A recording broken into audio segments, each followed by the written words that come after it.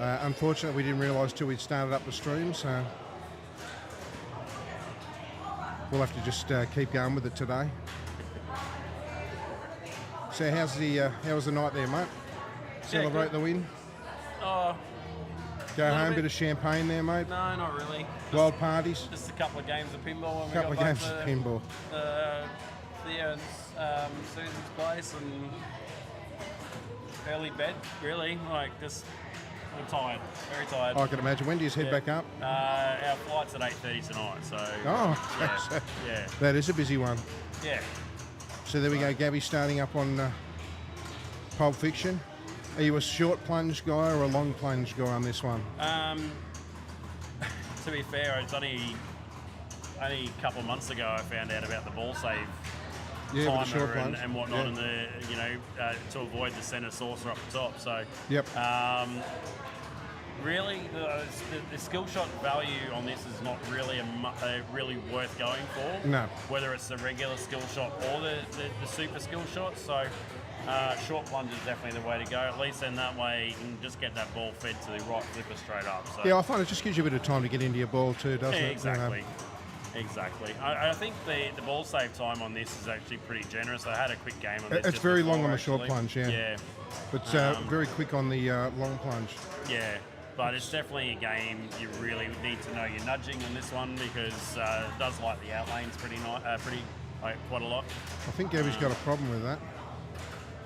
Hold on a second. Hey Murray, Pulp Fiction.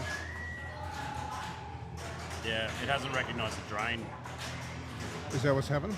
Did it actually drain? I didn't think it drained.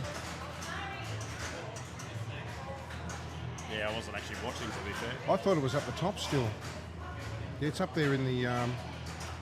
it's in the pawn shop. That's it. If in doubt, thump it. Sorry?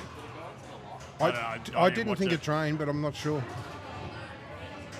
So there we go, a bit of drama to start off with on Pulp Fiction. Maybe the Pulp Fiction's out on Sunday time too, eh? Most possibly, yeah. Everything's playing up.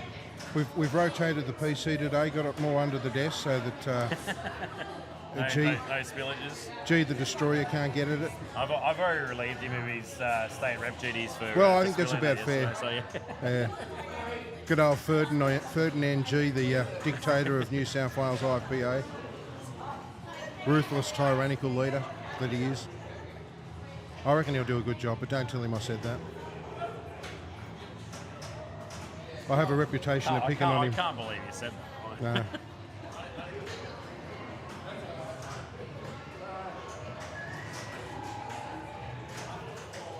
So there's a ball in the shoe lane the whole time? And none of us saw it? Must have been.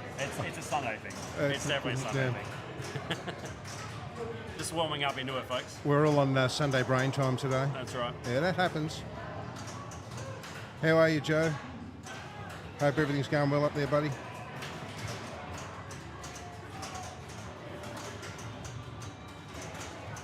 Got the usual regulars on there. Joe's always the first person to throw out a chat there every time I turn this rig on. It's like he's stalking and waiting for the minute I start. Exactly. Joe's everywhere. That's not necessarily a bad thing. No. So we've got one of our modes started here. We've got Gold Watch. So basically the way to collect points on this one is to shoot that magnet target on the right-hand side. Can be a bit risky, this one. So it's not the ideal one to kick off with, I don't think, but can actually be very handy to get going if you've got your playfield multiplier lit though. So, okay. So a lot of talk yesterday about the clean the car one. Yes. And about how OP it seems to be for points compared to the other modes. 100%. Is there any talk about any updates or anything like that on the software I really don't know about maybe that one, nerf it a bit or maybe bring the other ones up into line with it? Yeah, I mean, I did manage to get a 1.4 million collect off the BMF wallet one before, and that's just a matter of hitting the red arrow targets. Yep. Just do that over and over again, and then manage to collect the bonus, collect at the end. which was very, very handy. I think they all have their value. It's just a matter of whether you can actually hit the shots or not. So yeah, that's my problem, is getting that character shot. It's shocking, isn't it? Oh, it's not easy to hit. No. But that's... especially when you're uncoordinated like myself. Especially on a Sunday. Sunday. Every day's a Sunday to me. But yeah, if you can nail those spinners on this one, because they're opto spinners, of course, that will just spin for days. Yeah, so, it's amazing how quickly that score. I mean, you can get a million off those spinners. Can't you? Close to it when you 100%. When you get them in the right mode and actually really rip into them. There we go. We've got our upper source of skill shot, so it does mean we'll lose our ball save, but there's 100,000 points on the board straight up. So, and of course you got your character lit on the right saucer. So, not a bad little nudge there.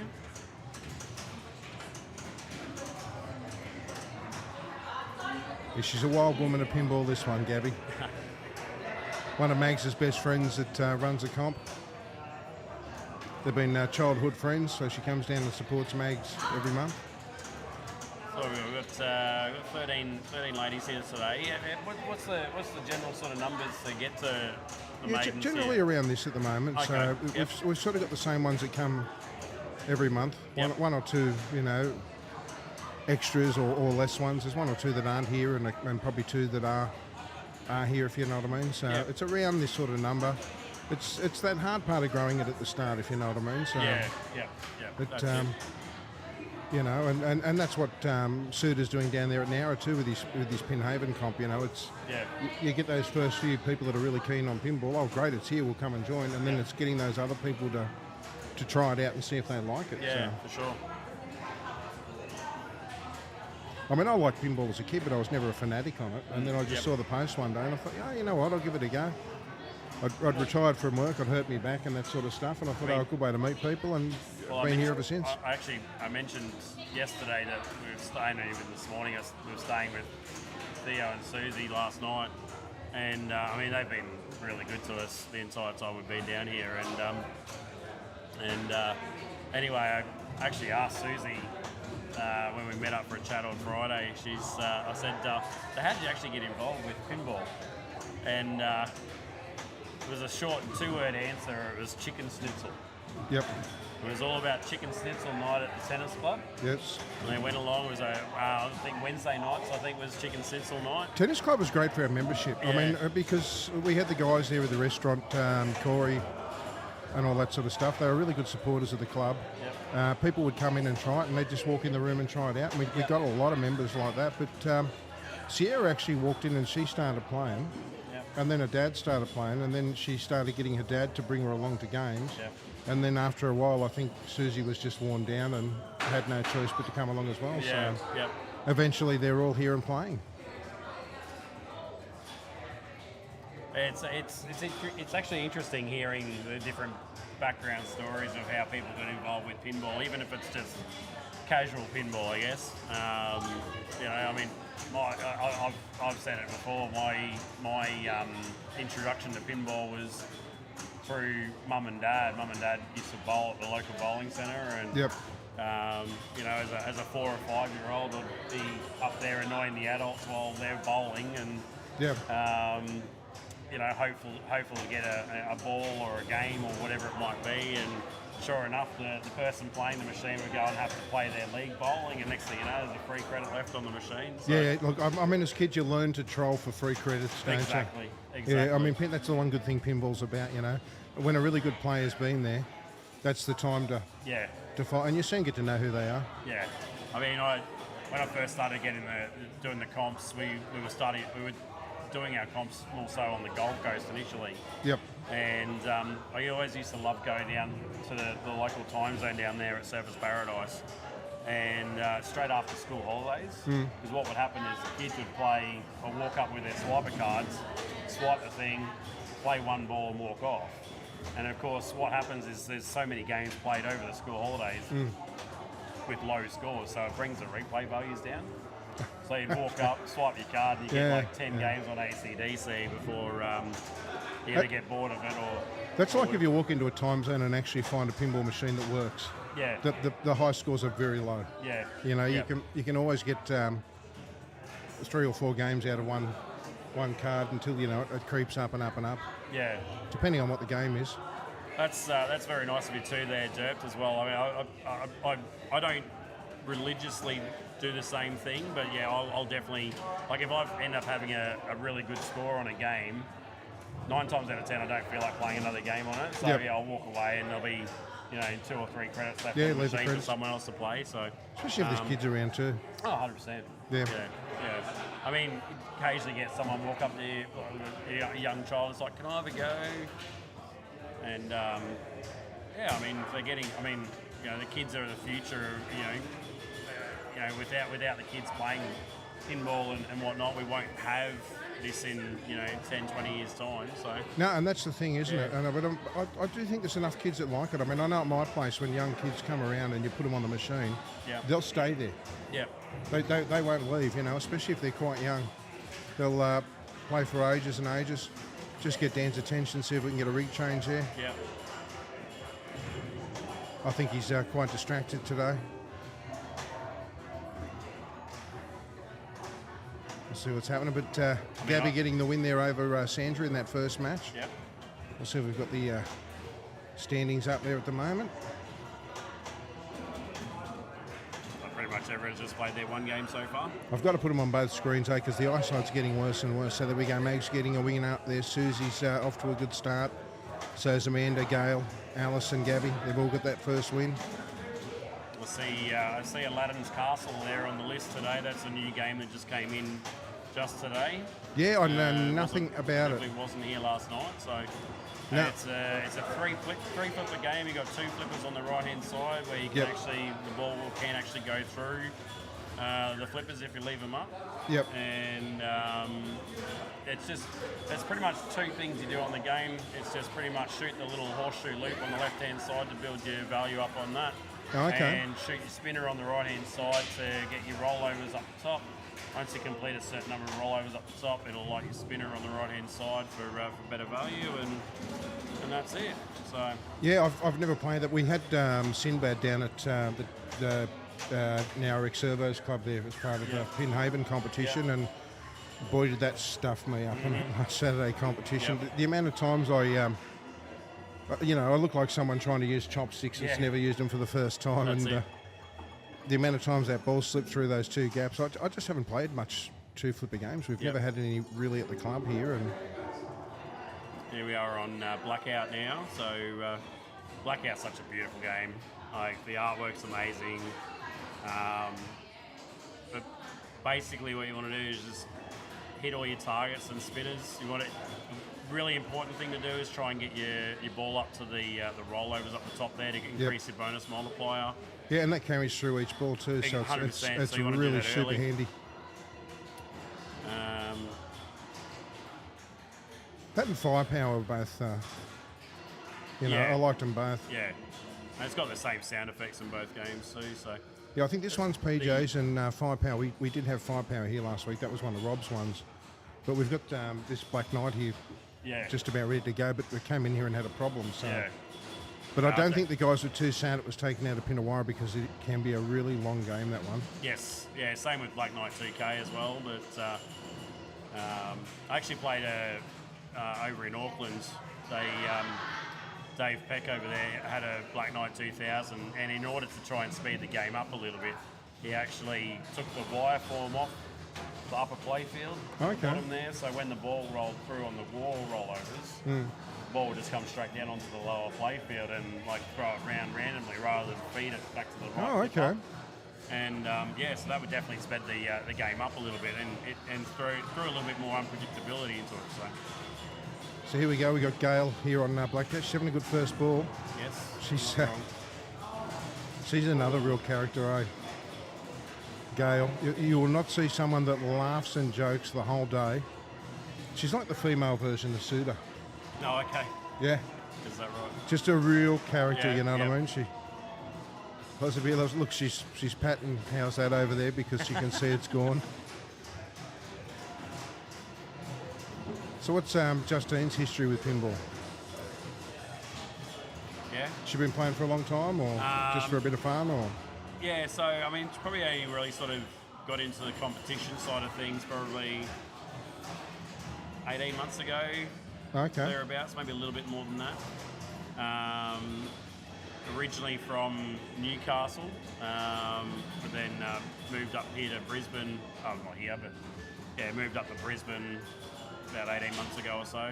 Yeah, okay. That's a bit of a nasty shot, that one. Like it's Yeah, it feeds straight down to that centre, doesn't it? It feels nice when you actually hit it, but if you get it too good, it's just going to send it straight down the centre. No, it really comes back at you. Yeah. Yeah, very important that you basically do a full plunge on this game so you get that ball up to the rollovers up the top there. And yeah, we've just enjoyed probably the last 12 months just travelling to different venues and different places around the world and locally and things like that. So why not? Yeah. There we go. She's got Nice. look at 3 times up. bonus, so she's doing well. That's it.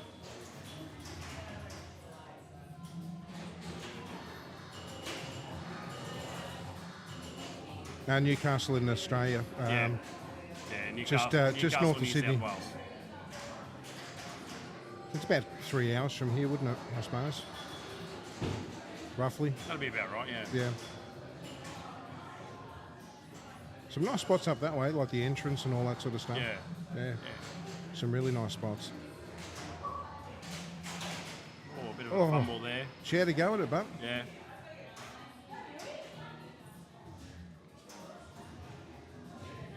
So a little bit of work to do here for Justine just to catch up, let alone set a chase here. So now look at that one there, right? She looks so sweet and nice, but get her on a pinball machine, she can become a deadly assassin, that really true. doesn't care how much pain she inflicts. I had a laugh when we went up to Arncliffe for Flipper Fellowship, Zach's competition up there. Suter got her, I think it was either on James Bond. Which one did you beat Suter on? You got the Grand Champion score. Which one? It was 007, Yeah, 007. Yeah, and he come back up, and I said, how'd you go? And he goes, played Sierra. And I went, oh, yeah, how'd you go? He goes, well, she put up a Grand Champion score. Well, I take it you lost, mate.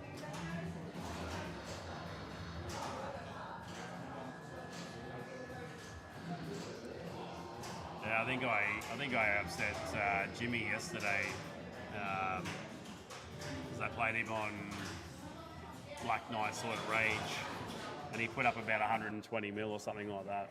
Oh, okay. Around about that, and I took him down with about 260 mil or something or other. So, 120 mil on sort of Rage on a pro in particular is definitely not a bad game at all.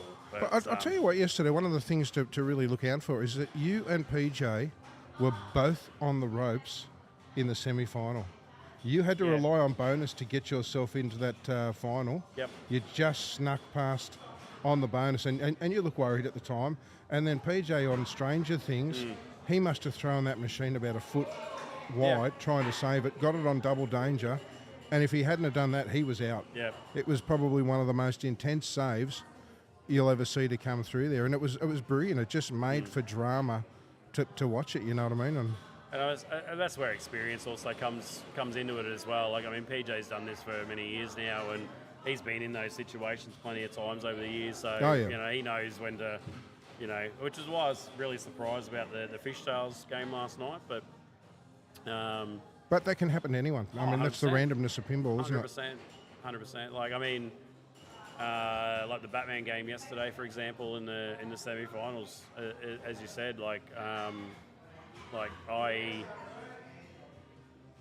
the game before on it earlier that day, I got 3.6 billion on it. Yep. And I tend to find I don't normally play 2 good games on the same machine in a row. Oh, okay. I tend to, and so picking Batman in the semi-finals was probably not the right idea. But I thought, no, I'll go with it because I'm comfortable with the machine. Yeah. And the first 2 balls wasn't too crash hot, but Batman's a great game. It is a fantastic game. So Black Knight Swords of Rage can be a brutal machine, as Derped Up saying. Can be. Oh, they all can be if you don't hit the shots and don't know what you're doing. Mind you, sometimes when you walk up to a machine you don't know what you're doing can be a good thing. So, because I suppose there's less sort of worry about trying to hit a shot or I think one of the best things about this club now is that we've moved from a club venue where it was put your $2 in and play. Yep. To now you pay your money, walk in the door, and everything's on free play. Yep. So the minute you walk in the door, if you have a bad game, you can just push the start button and start again. And I really think that has allowed a lot of people to practice those games and practice those little things that, 100%. feeding a machine they wouldn't get to do. Well, and I really think it's improved the standard here. Yeah, oh no, 100% right. I mean, that's the last thing I want to be doing if I'm walking into a venue and paying $2 for a game. The last thing I want to be doing is practicing flipper technique. Yeah. I want to be doing whatever I can to get to a high score to get a replay so I can play again or whatever it might be. So you got many machines at home? I own none. None, I've really? never owned any. Really? Yes. I've never owned any. I have, that really surprises me. I get that all the time. Yeah, I bet you do. Yeah. I never owned any. I've been very lucky. We've got some great venues up there in Brisbane. Now, for a change of pace, we're on Blackout. Yeah, he's moved the rig, rolled it around, taken it for a walk. Yeah. Put it straight back on Blackout. Rig just needed a bit of a warm up as well, obviously. So. I'll tell you what, we just put those new batteries on the rig on either side. Before that, we had a big UPS strapped to the bottom of it. It was heavy as anything. Yeah. Now it's so light to throw around, and we pulled it off yesterday, and the batteries are still on 40% each. Yeah, nice. So, I mean, that was after, about 12-odd hours of pinball. I mean, I saw it a few times yesterday in order to try and get the rig moving around, that they were actually picking it up and moving it around rather than just rolling it. Yeah, so Dan will just grab it and hoik it around. So let's... So I believe Alice is the youngest player here today. Is that correct? I think she is. 12-year-old thereabouts. Yeah. So again, lovely to see the youngsters coming out and giving it a crack and enjoying themselves. Well, her mum used to play a lot of pinball when she was younger and that sort of stuff, and so she's come along and brought her daughter along with her, and that's something they can share together and do together. Yep. But I had to laugh last competition. I had them both here on the stream talking and that sort of stuff, and then a mum's gone off to play a game. Yep. And I've turned around to Alice and said, so who's going to win this game, Gabby? Or, no, not Gabby, Gail or your mum? And she goes, probably Gail. Yeah. I thought, well, you don't get the honesty of a youngster, do you? No, that's it. I said, good to see you out there supporting your mum. Yeah. That's like when I asked Sierra too, but she was trying to guess how old I was the other day. She goes, can I? I said, I don't care, have a go at it. And she goes, well, 54. I said, no, I'm not quite that high. And she goes, oh, well, 56? I said, you're going the wrong way.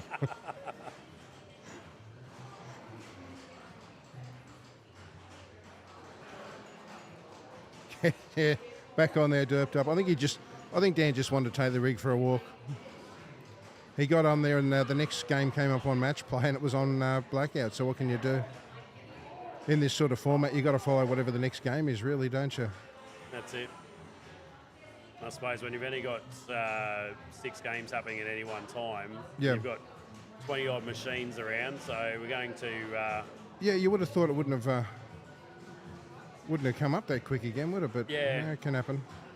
I tend to find the way max match play generally works is if the two players playing haven't played, like if they've played, if Alice has already played Iron Maiden and Gabby's played, Royal Flush, for example, it's not going to put them back on the same game again. So, so it usually ends up picking a common game where they haven't played yet, and hence the reason why we're back on Blackout. So. And Stu's over there doing what he does all the time. Yep. With his head under the hood. Working on how's that. He's the reason why we do have good reliability on machines here in this club. Yeah. He was out with COVID for about a week and a half, and we had 3 machines down for a couple of days. That never happens. Yeah. Then he was back, and within about half an hour of being back, he'd fixed 2 of them. And that was one of the things I really enjoyed about yesterday was every machine yesterday played a treat. Yeah. They were great to play yesterday. It was no faults. I think, how's that broke down towards the end of the night because of a flipper coil? Yeah. It's a bit long in the tooth, that one, isn't it? But I like it. I love that game. It's one of Paul's suitors. He said, you'll never sell that one. Yeah. But they're a collector's item these days. So both him and me were both Dennis Lilly fans when we were younger. Yeah. And Rob had a few of them too. He had the... what did he have? He had Orbit. Yeah. He's got a signed FJ Holden. Yep. What else did he have? Shark was probably another one. No, I don't think he had that. I know he's trying to get an Empire, and it might be just those three he had, but he was at one stage thinking of trying to get the whole set of 5, but it just didn't happen. Yeah. So then I think he changed his mind and went on to something else. Yeah, you just don't see him around much. But he's got the 3 Black Knights, so he owns those, and he's also got one called Dark Rider, which he reckons is like the unofficial 4th of it. But, okay. Yeah, it's a really old game, that one, but same sort of theme, if you know what I mean. Yep.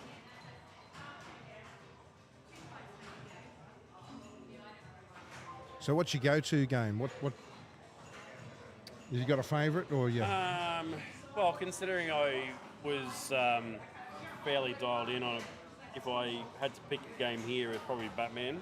Yeah. I do love playing Jaws as well.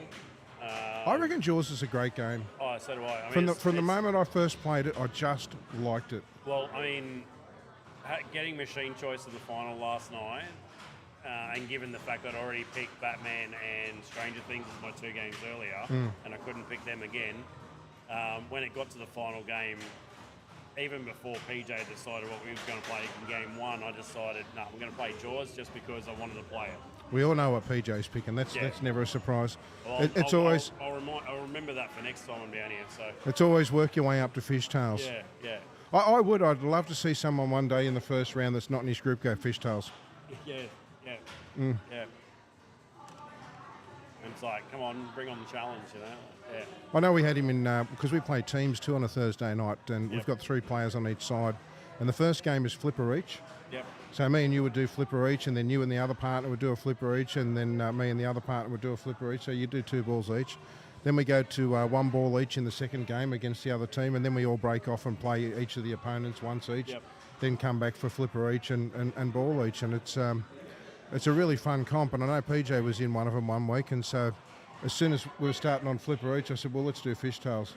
Because I know that he's going to jump on their single player and just wipe. I mean, he's going to wipe us out on any game he plays anyway. But you know what I mean. I thought, well, at least I'm taking that off your single player. Yep. All right. Let's see if we get the rig move, maybe.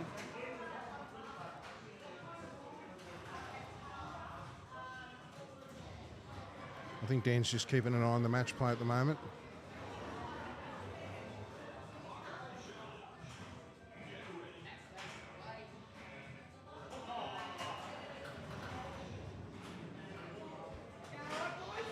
Gal, how are you? All good.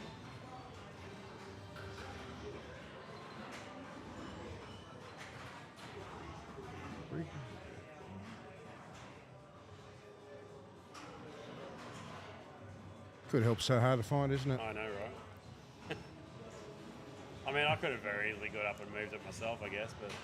Do you know what I struggle is I forget to take my glasses with me, and then I go and line it up, and I look at that little screen on the camera, and I can't see where the hell it is. Yeah. And there's been a few, but Faunder's the same too. He often forgets to take his glasses.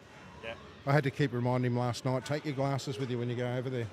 All right, so Dan's just started a new round, so let's see where the rig gets moved to now. Just having a look around at the minute. He's got to be quick too, because they will dive on these machines and start playing. That's true. I mean, no one likes waiting around for the game, do they? So one of the regular ladies that plays in the comp, Sen Gregory, she's the oldest member of the club, female-wise. She's been here with us since the old dicey days and that sort of stuff. I was just going to say that was a lovely cap that Dan's got on today. What's he got on? I don't know. I just thought as he was moving the rig, he was underneath it, and all he could see was his cap. So he's doing the Dickie knee look. That's it. Yeah. All right.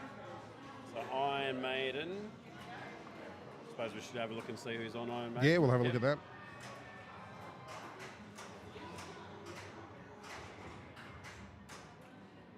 So Alice and Violet. Okay. Alice has got 2 wins up already. Yeah, so if we have a look at the standings at the moment, Sierra up in front. That's no surprise, is it? You know she's going to be competitive. Alice Morgan up there as well. Mags Craze, Gail Muir. Watch out for Amanda today too. She can... Sandra Simpson, that's another one that can really play as well. Amanda Goodyear, you'll expect to see her head up the rankings too.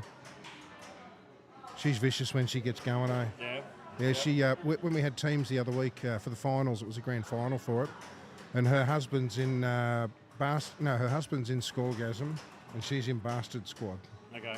Yep, and they're both against each other, so naturally, when they play the single player game, I made sure I had the stream on both of them. Yep. Because we thought either their relationship's going to survive this or it's all going to fall apart, you know. Yep. And it got really heated between the two of them, eh? They were so competitive. But he ended up beating her, which she was not happy about, but she ended up winning the comp on the night. So. Yeah. But they worked it well because one of them got a meat tray and the other one got the trophy. So they got both sides of it, you know what I mean? Exactly. It's like it was planned. Yeah, I really think they scammed us.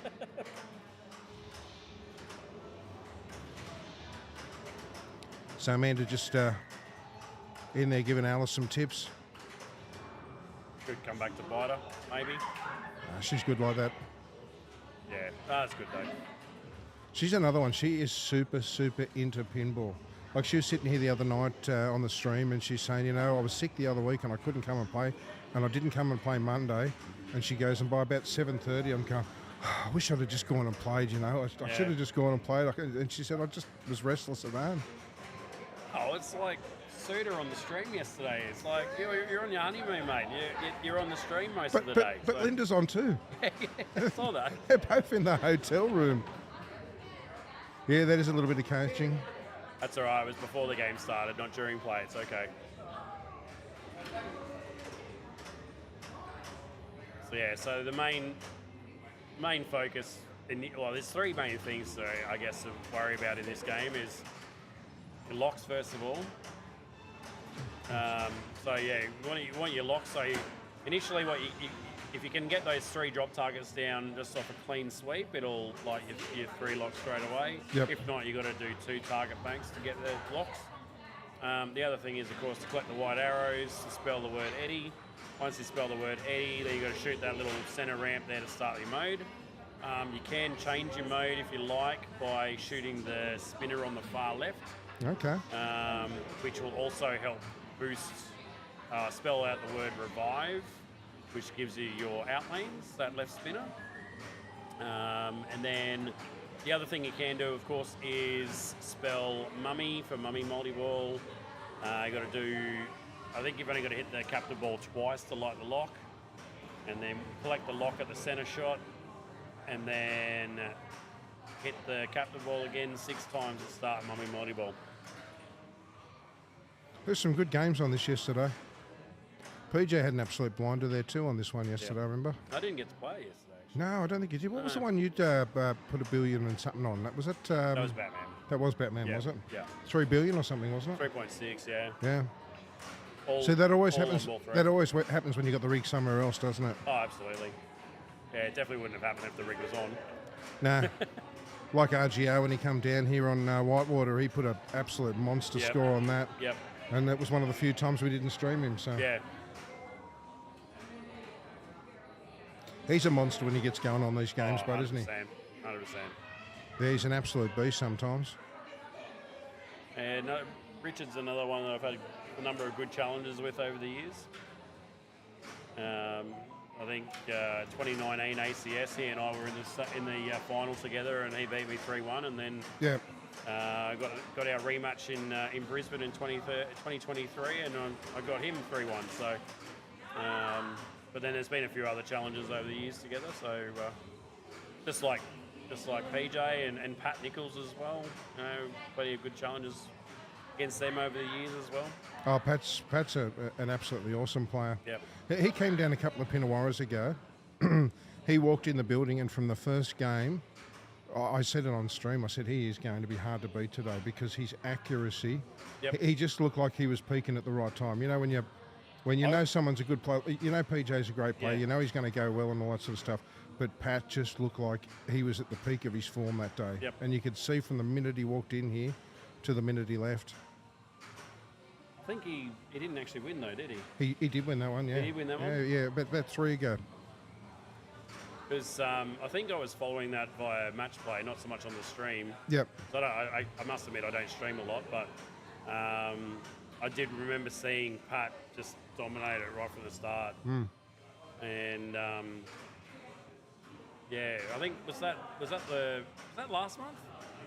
Was it last month? Like the final four was. No, the last one was Pinocchio, the 2-year one. So that was our, I think, $2,000 one. Yeah. Well, I know Pat was down for that. But yeah, I think the final four was Pat, PJ, Andrew, and like G, that is, and Nick, I think. So. I think PJ won that one, didn't he? The big one. Yeah, I think so.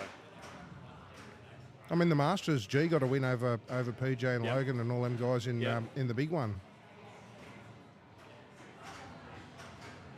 So his game's improved a lot, you know what I mean? Whereas he'd always get there and he'd always be devastating in the way he plays and wipe out people. But he'd get to those finals and just choke a bit, you know what I mean? And he'd always do it. But the last probably the last 6 months or so, he's starting to take those wins that, eluded him. And, I think he's only going to get better, G. Oh, 100%. I've seen his improvement in the pinball just in the couple of years I've known him. So, he's going to do good things. And unfortunately, guys like Pete Melody too, they were doing really good and on a good run. But unfortunately, Pete's been sick, so pinball's out for him altogether at the moment. But he's another guy that really gets into his rule sets and all that sort of stuff. He studies them hard. It's a nice little power jackpot collect there on the orb target on the left, 11 million. I do reckon this is a really fun game. Oh, I don't think there's a bad Keith Elwyn game, to be honest. No, he's one of the more populars, isn't he? Yeah. He did Batman as well, didn't he? No. No? No, Batman's oh, that's Gomez. Gomez, yeah. Yeah. Sorry, I'll apologise to Walshy right now. He's going to hit me for that one. Walshy's always on about his Gomez stuff. He likes all the Gomez. Oh, it's probably one of the reasons why 007 is a fun game to play too, because that's another Gomez game as well. Dead Pearl's Gomez. Do you like the look of Harry Potter? Harry Potter looks amazing. I'm just a little bit worried that with so many moving parts that it's going to cause issues, but I suppose we'll wait and find out, I guess, won't we? So we're having Jersey Jacks really know how to make a presentable pinball machine, don't they? 100%. Like, I mean, I know a lot of people have soured off the Guns N' Roses machine, for example, but on the flip side of that, game just looks amazing. It really does feel like you're at a concert. I think it's one of the most beautiful games, and I mean, it's like a lightning show when you're looking at it from the side, isn't it? But I think the problem with that game, to me, it's like they looked at it and said, what's all the really fun things of pinball? Made a list and then went, let's cram them all in. Yep. And it didn't have no space, if you know what I mean. Yeah. Oh, it's not even that. It's just, I think the biggest issue for a lot of people is just like, you flip one shot and then all of a sudden you're in a multi-ball. It's like, what did I do to get that? Like, and it's a very, very multi-ball heavy game, which I think a lot of people just get frustrated with, I think. Prices went down quick, but oh, yeah. Yeah. The ones that resold them early did all right, but anyone that held on to them for a little while. Yeah.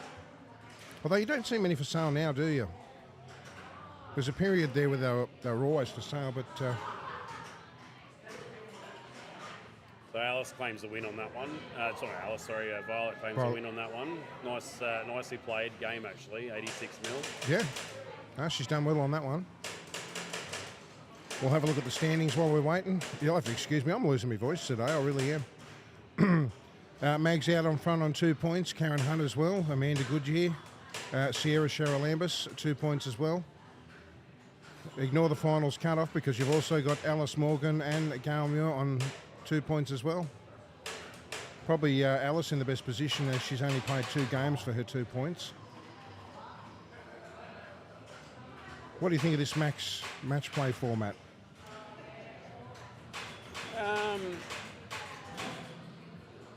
Just like with everything, it's got its positives and negatives, I think.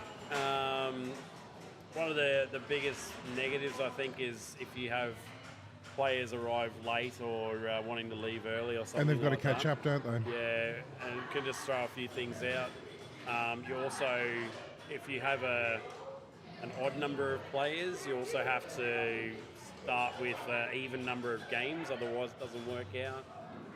Okay. Also, I suppose with a max match play compared to, say, a Flip Frenzy, for example, you just don't know how long it's actually going to take to get through the games, whereas at least with a Flip Frenzy, you know when you finish. Yeah, you know when it's going to finish.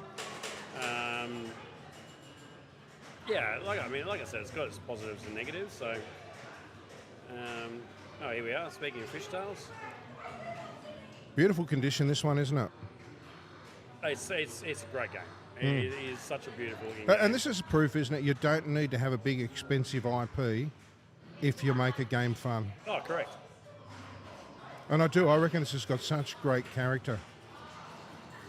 Like Sopranos as well, that has great character. I love Sopranos. It's such a great game. Such a great game. That was here till not long ago. It's just having a break from the club. The only issue with Sopranos, it can be a long playing game.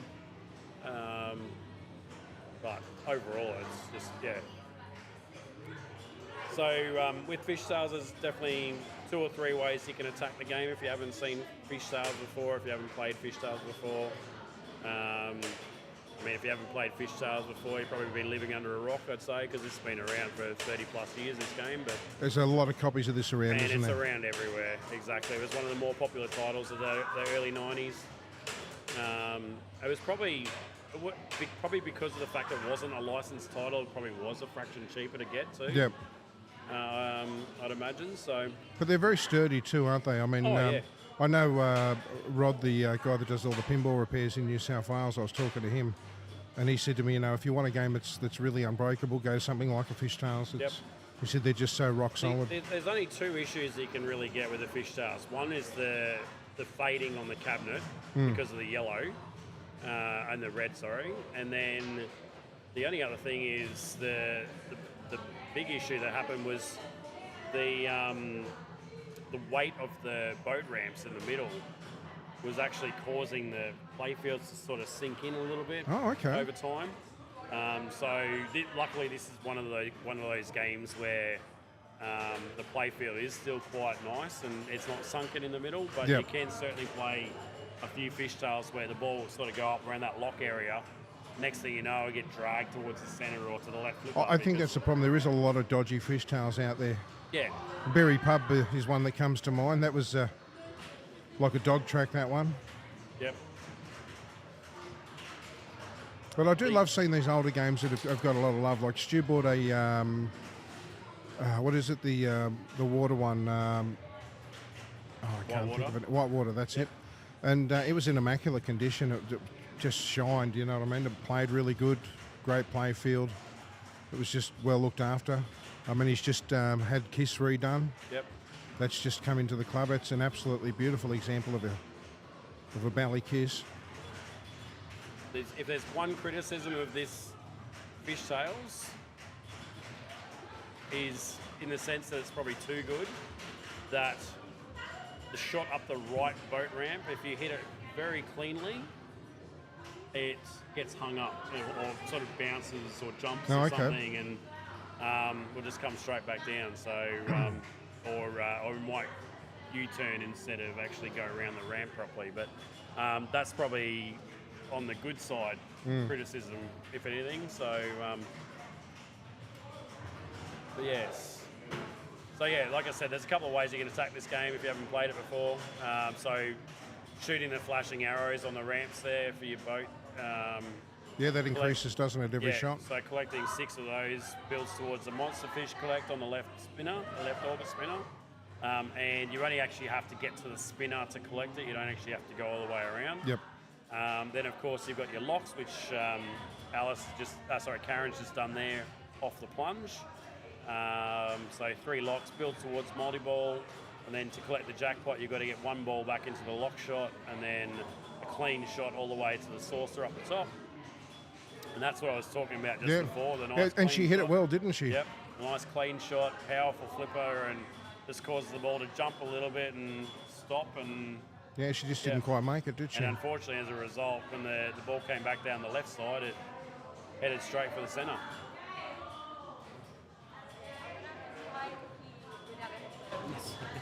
Yeah, that's going to be the hard part, isn't it? Yeah. I'll try and talk loud. I hope that microphone's working all right. You can move it towards you. Just grab that and just pull it towards you. It's just back so we've got a bit of room. Can you hear me? I can hear you. Okay. Yep. I can hear you. Yep. Just tilt your head in a bit more so you're in the screen if you like. You're off to the side there. I didn't know that I was out of the screen. There you go. We got Sierra joining us here. Troublemaker of the club. I'm not that bad. You're not that bad? I'm not that bad. Really? You give me I so did much. accidentally call you old though. On See, I screen. told you. Vicious. Vicious, I tell you. Well, because I was guessing his age, and I assumed he said you're being generous when I said 54. Yep. And so then I went higher and said 56, and he goes, no, 54 was already too high. And I went, oh. She just had to get the digs in there. Yeah. Told you she comes off as sweet and innocent. As soon as you're not looking, whack. So Karen getting the win there on that one, on fishtails.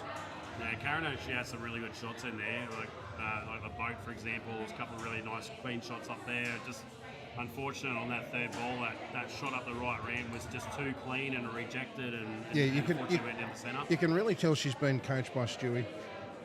She's even got the same sort of style, doesn't she? Oh, does she? Yeah. I haven't really watched her play. You watch a lot of people have a telltale style. Like Lambo seems to be really sort of relaxed, and you sort of rock sometimes when you're playing.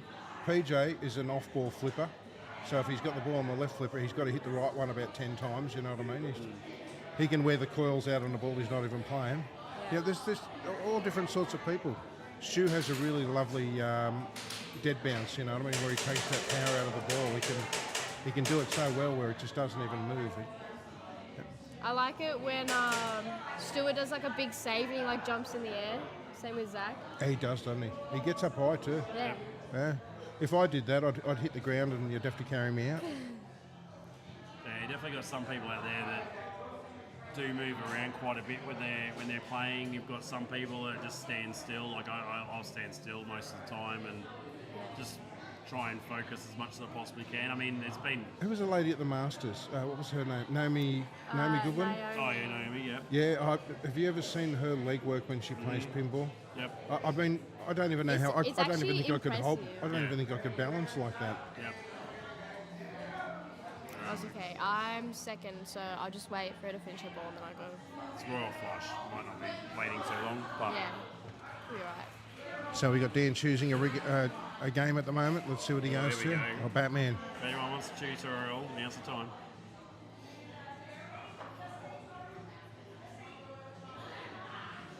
And we can see Lambo here. He just wants to get up there and get a part of this game. 100%. Just needs to bring it back a little bit because you can't see the flippers. There we go. I'll come up when it's my ball. Oh, really?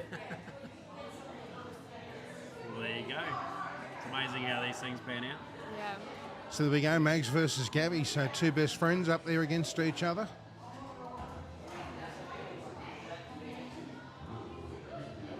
The worst of the sitters that sit on the stool to play. But sometimes they have to, unfortunately. That's true. Yeah. Yeah. Yeah, I know a few people that sit on the stools when they're playing, so... I mean, I'm lucky. I've had 3 back surgeries. I've got scaffold on each side of the spine and I can still move around all right, but... you know, unfortunately, not everyone's lucky like that. So for anyone that's interested in a very, very quick version of Batman out there, if you want to try and get some points up and get things moving, for me personally, I do believe that starting either Joker or Riddler as your villains are your best options. That's just me personally. A lot of people love the Catwoman ramps. They certainly do, and it's definitely a safe way to play Catwoman. Penguin, a lot of people won't pick Penguin because of the fact that you got the crane moving around, but Penguin, you can advance through the chapter modes really, really quickly on Penguin once you get past that first one. Because the second one I think is like 2 or 3 shots.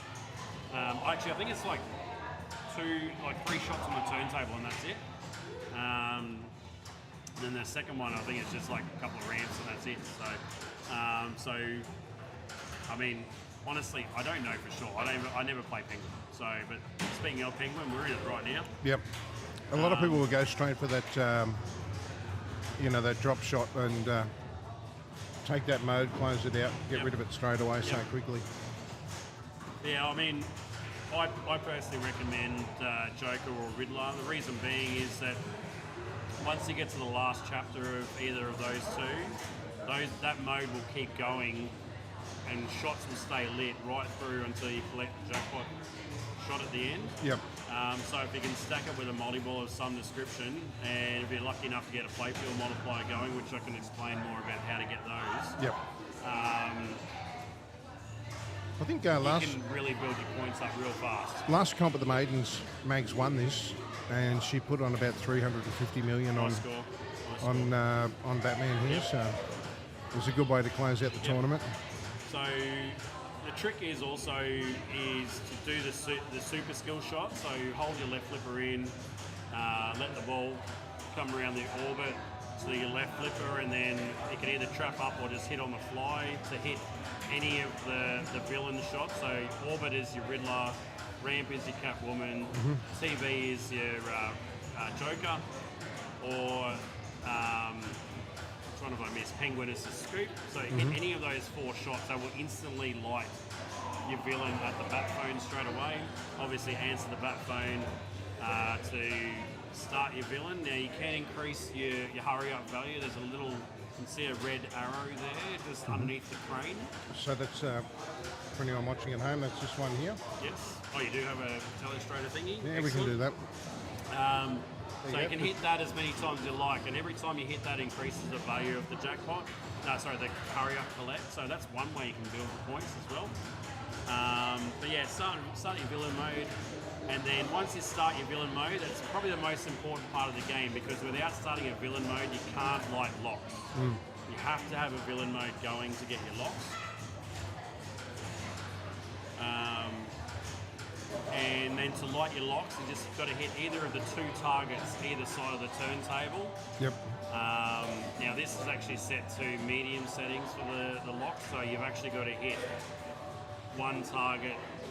When you hit one target, it'll light one lock, not all 3. Yep. So you've got to hit one and then hit the other flashing one to get the second lock going, and then hit both of them to light the third one. And then shoot the right orbit to collect your lock. Yep. And obviously 3 locks will start your multi-ball then. So that's 2 of the ways you can go about this game. The other very important part of the game is if you can get your TV modes lit, which Mags has got here right now. So just collecting one. It's one of those things is that most people generally tend to go the Cowboy, the Comeback Shame, or the other one further on down the end there. I certainly don't blame anyone for that. And if you're lucky enough to complete it, you actually get an addable, instant addable to your multi-ball to the rest of the game. Not only that, but completing your your TV seasons also builds towards another multi-ball there as well. But then you get guys like Jason Walsh, who he says in non-comp games, excuse me, he'll go stuff like Mr. Freeze to freeze his timers and things like that. Then the Mad Hatter or the Eggman, the longer modes? Yeah, the ideal sequence, if you can, is to start with Bookworm, which is chapter 1, or is in season 1. Mr. Freeze, which is in season 2. Once you've done Bookworm to Mr. Freeze, and basically what that does is for the rest of the game, it will freeze timers on everything for the rest of the game. So that's your playfield multipliers, and finish it off by tucks, because the tucks increase your playfield multiplier for the rest of the ball. There you go, have a go, your mug there. He's in there with his with the strategy too. Yep. So. I mean, one of our local venues back at home about 2 months ago, I did 335 billion just doing that strategy. Yeah. So it's not always the best strategy to run with in a tournament if you're, because it's really all about the slow build with that particular strategy. But in the end, like if you get to play the game enough, you'll get to work out a strategy that works best for you. And then if it doesn't work for you in that particular game, like it did for me when I did my 3.6 billion yesterday, just do a completely different strategy. Yeah. Like I did go to the Cowboy Shame Collect and do the 2-ball multi-balls just to try and get some points on the board. I think sometimes the lure of a multi-ball is just too much for people to let go, isn't it? And I was very lucky yesterday when I did have my 3.6 billion game, was that I was on chapter 4 of the Joker villain, which meant that I had that running in the background, and I started one of the 2-ball multi-balls, finished out of that, and then instantly went into my main 3-ball multi-ball. Yep. Still with Joker running in the background, and then I had 2 times and three times playfield multipliers running as well. That's an unfortunate tip to the outlane there. Yeah, and she did 2 really good saves down the centre just before that, and then she's just sent it across. You can see what she was trying to do there, but unfortunately just got a little bit too much on it and went straight for the outlane. So Gabby with the sign of the cross before she starts. But yeah, no, I definitely, in terms of plunge on the skill shot on this one, I will generally go for it just because, it does depend on the scenario. So ball 1, I will always do the super skill shot, hold left flipper in and shoot for any of the lit shots. Yep. Because that will instantly light your villain. Or at least light the phone to collect the hurry up on the phone. Yep. And get into your villain. The exception to that rule might be if I've lit Penguin, I might try and avoid the phone at that point, or let the hurry up time out. But yeah, I always go for it. Even if the ball saves off, I will still go for it because I think it's a lot of value in collecting that super skill shot and getting your villain going straight away. So you can see there, Gabby's got 2 locks lit on the right orbit right now, or just didn't quite get the angle there, unfortunately. But yeah, so Megs gets the win on that one. Like I said, the most important part of the game is getting your villain started so you can get the ability to get your locks lit. Yep. Because if you're not in a villain mode, you can't go for your locks at all. Can't build towards multi-ball at all. And then of course, once you're in your villain, build towards your locks if you can. Yep. Playfield multiplier, a lot of people don't realise how the playfield multiplier works. So when you're in your villain and the turntable's turned around, you've got that mini turntable there. You've got those 2 targets either side of the mini turntable. Mm-hmm. You need to hit both of the targets, 1 of each, and then it'll light your playfield multiplier, that flasher on top, you can see flashing right now, that will pulse. And indicate the playfield multiplier is ready to collect. Okay. And you shoot the ball up through the centre as if you're collecting the super jackpot in the multi-ball, and that will give you your playfield multiplier for 30 seconds. There we go, Dan's on this quick. We're on James Bond. Fantastic, another good game.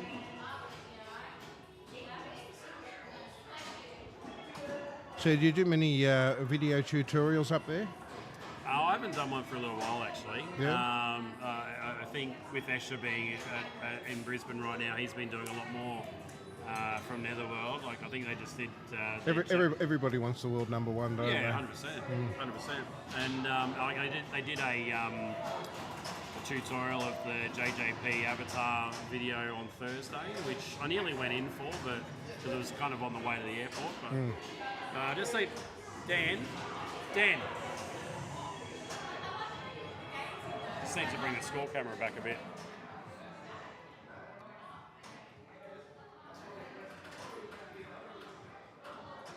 Dan. Just need to bring the score camera back a bit. You can't see the scores on. Yeah. Obviously, at the end of the ball. Yeah. Yeah. So Susie Morgan starting off on this one. So here we have Alice's mum. So, again, there's a number of different ways you can attack this game. Getting mode started is really, really handy. Obviously, building towards multi-balls are also really, really handy. So, the quickest thing you can do... Multiplier in this can be absolutely devastating 100%, too. 100%. But even still, just going through the basics of the game, shooting those 3 drop targets in front of the rocket there, it will light your locks for your Bird 1 multi-ball. Yep. Bird 1 multi-ball is definitely worth more than Jetpack multi-ball. So yeah, definitely worth going for the Bird One Molly Ball. And once you've got your lock, it's just 3 shots up the centre shot there, where the green light lock is light. Yep, that's light is flashing. I'll get it right. Centre one there. That's the one. Then of course with your jetpack Molly Ball, all you got to do is get one ball to fall into the jetpack scoop on the left-hand side. That's just below the left flipper there, upper left flipper. Into the toilet bowl, as we call it. That's pretty much it. Yep. Yeah. Very appropriately named. And then what that does is lights your final lock on the left orbit. It's got to go all the way around up the spinner, through the spinner, up the ramp there. Yep. And then it'll start jetpack multi-ball. And then of course the other thing is always a good thing to do is to shoot either of the ramps, whether it's the side ramp or the right ramp, just like that, to start a mode. Some modes, of course, are better than others. The one, if you're trying to build towards your bird multi-ball, the one mode you don't want to collect is Blofeld, which is the green one on the right ramp. Yep. Because that locks you out of getting bird multi-ball. Nice little collect there on the jetpack, which means jetpack multi-ball is ready to go on the left ramp. Left orbit, I should say. And a very, very generous ball save score on this one, 25 million. Oh, the extra ball, you mean? Yeah, Yes, the extra ball one there. Sorry. And then, of course, if you're lucky enough Yeah, to and have you a get the playfield multiplier going, Yeah. or if you're smart enough, you can see the ball heading towards that scoop on the left-hand side. Just before it goes in, you've got your playfield multiplier ready. You can always hit your pink button and collect your multiplier just before it goes in, so you can get maximum value out of it. It's definitely a good tournament strategy to collect those extra balls. Oh, definitely. With a multiplier. We saw Matt do it the other day, yesterday. Correct. He had 3 times multiplier on it and took 75 million for one shot, and that got him out of nowhere right up there in the game. So. Yep. I think there's not too many games where the extra ball value is much higher. I mean, the only other one I can think of is Godzilla. Godzilla is a 50 million collect for an extra ball. And of course, if you're lucky enough to have your, I can't think of the name of that one. Godzilla's a great game, isn't The it? 2 times multiplier alibi, no, not alibi, the system thing.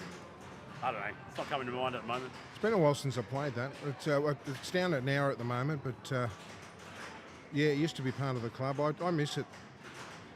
It's one of those ones I just really always enjoyed playing it. Yep. Good fun. You know, once again, I think they went for an old IP so they didn't have to pay money out for it. Yep. So Susie's got the jetpack multi-ball started here. So the Rodan, thank you very much for that. LFD, Dave. So jetpack multi-ball started here. The first thing you want to do when you start jetpack multi-ball is shoot that centre shot, bird one multi-ball shot, because your jackpot values are based on whatever you collect the hurry-up value at on that centre shot. So that's up that centre lock lane, is it? That is correct. Yep. So I think the initial value starts at 3 million. Yep. And then every other multi-ball after that increases value. I think by 1 million at a time, I think. So it's like 4 and 5 and 6. So we're in a Spectre mode here at the present moment. So that locks you out of everything else when you're in a Spectre mode. So you've got to shoot either of those flashing arrows. Well, either the flashing arrow will be the main collect, or you can shoot the right ramp to... So the villain ramp? Yes. Still got some points there on the board there, Susie, so done it right there. Dustine's got the jetpack multi-ball lit on that left orbit as well. And of course, the other thing that can be very, very important in this game is your smart missiles. Yep.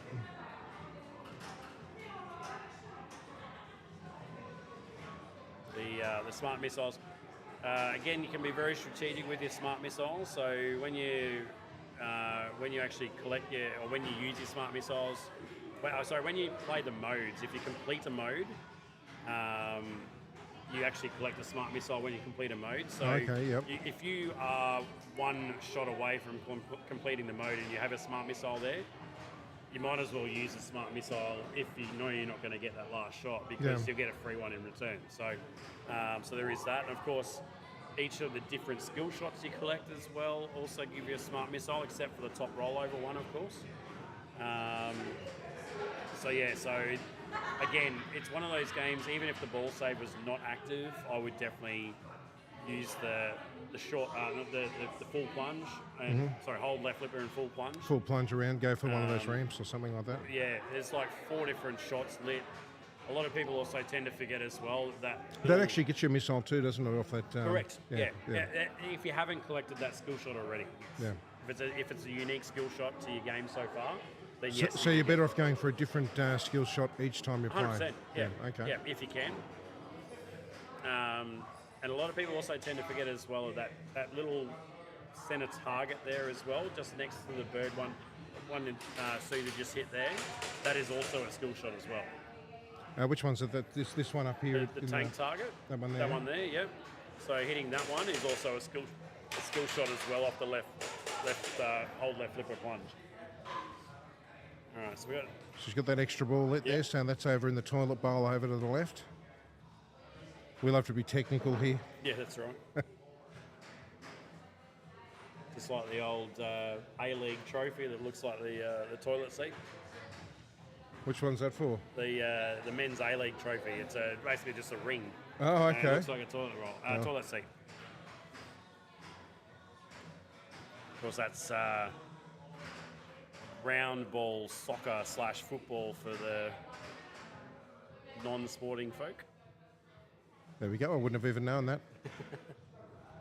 I don't watch that much sport these days. That's fair enough. Used to be mad into the supercars, but even these days, it just doesn't seem to. Just doesn't seem to get to me. A lot of sports have changed so much in recent times that make it supposedly more entertaining, but all it does is just take away the, authenticity of the sport. Justine looking like she's late for an important date there, isn't it? The way she came running in there. Didn't quite get the left flipper up in time for the plunge, so fed to the pops and didn't get the skill shot off the plunge either. So see what she can do here. It's not a lot of points to catch up, but still got to get things moving. There's multi-ball started, so. Yep, so that's that jetpack multi-ball. Yep, I've got to hit that centre shot now to get the other jackpots lit. And there we go. So 3 million collect there. So only needs 1 or 2 jackpots here. Just one more jackpot will be enough. That's it right there. So Justine will claim the win on this one. So with Jetpack Multi-Ball on the Pro, which this one is, this is a Pro, it's 5 jackpots. So, tell a lie, sorry, it is 6 jackpots in total. You've got to get your first jackpot, your hurry-up jackpot, and then 5 other jackpots after that. And then it lights a double jackpot on the left orbit. And then once you collect your double jackpot, then there's a moving arrow for your super jackpot. Oh, okay. If you collect the super jackpot the first time around, it also adds a ball as well. And it moves from right shot to the left shot. So it goes from right to left. So it always starts at that scoop on the right-hand side underneath the car there. And then moves to the right ramp and then the right orbit, so on and so forth. The rules these days, they're so in-depth, aren't they, on these games? Like we were talking about yesterday with G about Avengers and stuff like that, like a lot of people will choose the reality gem as the first one, but then later on you can cancel that out and redo it at a harder level and things like that. It's so in-depth that, you could spend ages, couldn't you, studying some of these machines and learning them, and there's some real encyclopedias of people walking around here as far as these rules go. And that's why it's been a lot more of a home market these days, is because people are buying these machines to get them into their homes to be able to learn all the ins and outs of how the games work. Yep. Sierra's jumped up to 5 Yeah, wins. speaking of smiling assassins, here she comes. That's a massive jump. I thought she was only on 2 like 5 minutes ago. She looks so sweet and innocent, but let me tell you right now, she is not. She will put you down with authority if you let her. Give her half a chance.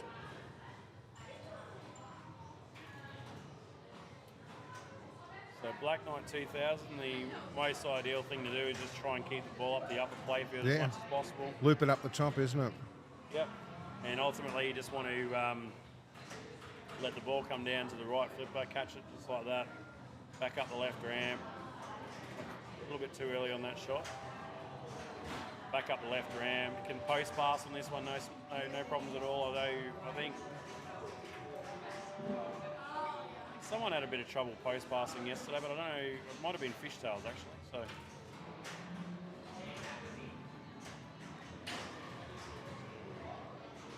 we'll get it back up the top. No, didn't get there. That's another thing on stream that I really, really enjoy watching is that multi-ball. When you're trapping up, you know, you've got 3 balls in play, you trap up 2, and you're sending one and it's coming down behind the 3, and that separation of getting that first ball clear, trying to keep that second one there to keep it in there. It's a real art form, isn't it? Oh, 100%. And I mean, I was just discussing this with someone just yesterday about flipper technique and how the younger players on the world stage are able to just do magical things with the flippers and the balls in play, and you know, they're probably still inventing techniques right now that none of us could probably ever pull off. I mean, I'm watching Escher on the stream up there on one of the Queensland tournaments on Doctor Who. And he just had that ball on that upper left flipper going around that loop. And I don't know what he was getting, about 12 million a shot or something or other, and he just kept it going bang, bang, bang. And he must have done it 20, 30 times in a row. I mean, I couldn't count that high. But it's just ridiculous. I mean, I might get it once, maybe twice or something rather like that if I'm doing really good. But just the accuracy and the speed and reaction time that these guys have, they're just incredible. I think I remember watching Escher. I don't know if you've ever played the game No Fear with the jump. Yeah, I have, up the top there. Just the once. Just remember watching him, Escher, at BPAC a couple of years ago. Hit something like 80 jump ramps in a row. Just got bored of it after a while, of course. But Gets bored of it after a while. Pretty bad when you get bored of your own game, isn't it, after a while? Geez, that must be a nice problem to have. I know, right? My problem is it's over before I've even built up the excitement. Yeah. Alright, so not a bad little start there by Karen, actually. 430,000 there. Pretty much predominantly was in the lower playfield the whole time, and getting a couple of U-turns there, built some points up, and I think there was a nice mystery collect on the wheel as well. So there we go, back up the top there. And she's lovely too, Karen.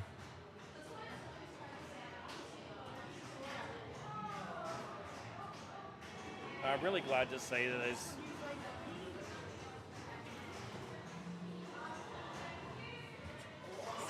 you got to watch us when you play. It's terrible, isn't it? If you look this way, if you look this way, you see us. If you look that way, you see us as well.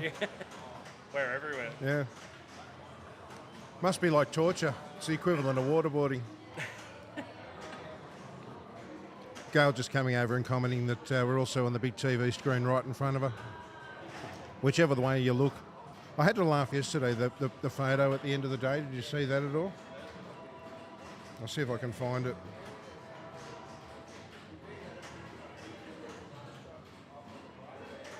I was just about to comment and just say how wonderful it is to actually, not only be here, but also just to see the growth of women's pinball happening right in front of our eyes. It is, and I think that announcement the other day too on Facebook about the with Emily, Tammy, and Petra, all running the women's division now. Yep. I mean, like I said, I don't know Emily, and I haven't met Tammy, but I'm sure some of them will be down for the ACS at the beginning of next year. Oh, no doubt. But Petra, we had the pleasure of having her and Jan down at when we were over at the tennis club there for the Masters, and what great people they are. And she's the fanatical one out of that relationship. Correct. Yeah. He was the latecomer. Correct. Yeah. I'm really looking forward to seeing where everything's going to go over the next couple of years. I mean, I know the ladies are all very excited when the ACS was announced. last year for earlier this year. Yep. And you know, it resulted in more events happening and more participation and seeing a wave of new players coming in and getting involved and it's, you know, I mean, pinball's always been perceived as a male-dominated hobby or sport, or whichever way you want to look at it, and you know, we're trying to do whatever we can, not just here in Australia, but obviously around the world to change that. So change that narrative and get more people involved and realise, see that. And on the background there's me and Chris. Oh, good on you. So they do the photo from last night. I think they did actually mention that last night that you guys were in there. And they got me and Chris behind you. Well, if it hadn't have been on lag, you would have had us going like that behind you, you know what I mean? But unfortunately with the 10-second lag, it already had the photo and out of there by the time we realised. Oh, we've been raided. Look out. Welcome, folks. Raid from Texas. We are here watching the multiple maidens. Iron Maidens, yeah. Oh, sorry, yes, Iron Maidens, correct, sorry. Multiple Maidens is a comp in Wellington, New Zealand. Oh, okay, there you go. Yeah. Yep, so we're here at the Illawarra Pinball Club in Kembla St, Wollongong, New South Wales, Australia. We've got our female competition on today. They're doing max match play, 10 games. We've just finished with Sierra and Karen. We're just waiting for the rig to move and we'll be on to our next game in a second. What's the feedback on King Kong over there? What's brewing? We probably won't see ours in Australia for probably another 6 weeks yet. So I believe June, isn't it? No, for the premium. Early July probably. So. Oh, okay. Oh, but then again, you could be right. So. No, I know Suda's got one coming and it's going down now. But so then again, like Dungeons and Dragons only arrived about 3 or 4 weeks ago. So. Really? Yeah. Haven't had a chance to play that yet. Have you had a look at that? Dungeons and Dragons? I got to play it a couple of weeks ago, just the pro. Can't say I'm totally sold on it, but I know people that will enjoy the game. But get Dan to move the rig. Get Dan to move the rig. Yeah, I'm not totally sold on D&D yet, but I need some solid time on it first, and I think a little bit more code wouldn't go astray. What a great time for pinball. I mean, you've got D&D, you've got King Kong from Stern. Yep. You've got, what is it? Harry Potter just been announced by JJP. Yep, Predator. You've got Dune coming out. Yeah, Predator's been announced as coming out there. Yep. You've got ABBA. Well, that can't be helped. What else have you got there? Evil Dead's just come out there. Spooky Pinball. They've been doing a fantastic job. Looks amazing. I obviously haven't got my hands on that one yet because that shotgun shot sounds awesome, doesn't it? Yeah. Any of you guys in America played that yet? Evil Dead. Let us know your thoughts on Evil Dead. I know Sean Ramsey here is getting that one. It's our first glimpse of World Cup soccer today. It's another one I reckon is a really fun game. And for the benefit of our viewers out there, I am not going to take my clothes off and run around when someone scores a goal. No one wants to see that. Not even me. So we won't be doing an Illawarra Pinball Club OnlyFans? No, not this time, no. We do want to keep viewers. I might get subscriptions to put it back on. Yeah, maybe, exactly it's right. $5, put it back on.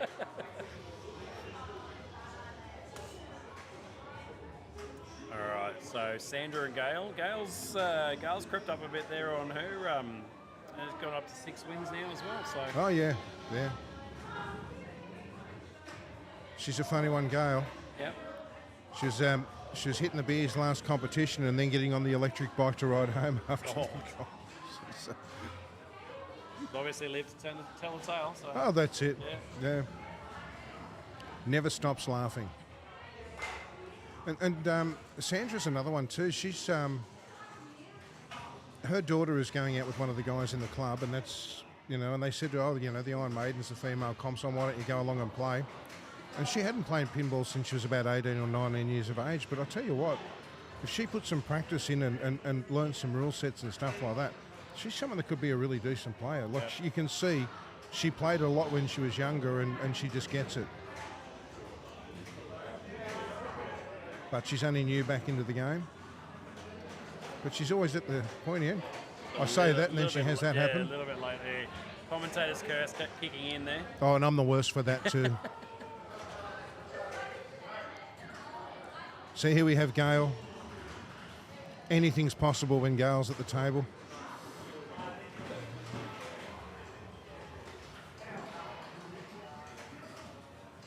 Yeah, actually, I agree with you there, yeah, man. And yeah, I did get to play Texas Chainsaw a little bit earlier this year, and yeah, again, great game, great theme. It's got some decent flow to it. I haven't got to play many. I mean, I went down to Wellington to play when I was in New Zealand to have a go of Alice Cooper. Yep. Being a big Alice Cooper tragic sort of fan. Yep. But you know, I really enjoyed that too. Yeah, unfortunately, don't see a lot of spooky machines here in Australia. No. We do have a distributor here in Australia for spookies, but then of course we've got a main distributor in New Zealand for spooky as well, and Yep. Dave Peck, and Danny does a lot of work with spooky as well, and does some streaming and stuff. So Well, that was the only place I've ever played one of those, the multimorphic ones as well, the Yep. interchangeable ones, and that was Weird Al. Yep. Yeah. Well, there's actually a what was I going to say? Even they've released a new machine as well, or a new Portal. Yeah, Portal. Yeah, Portal. Yeah. I'd like to have tried Princess Bride. Of course, yes, of course. Thought the name looked familiar. How's everything going over there in Sweden there, Joaquin?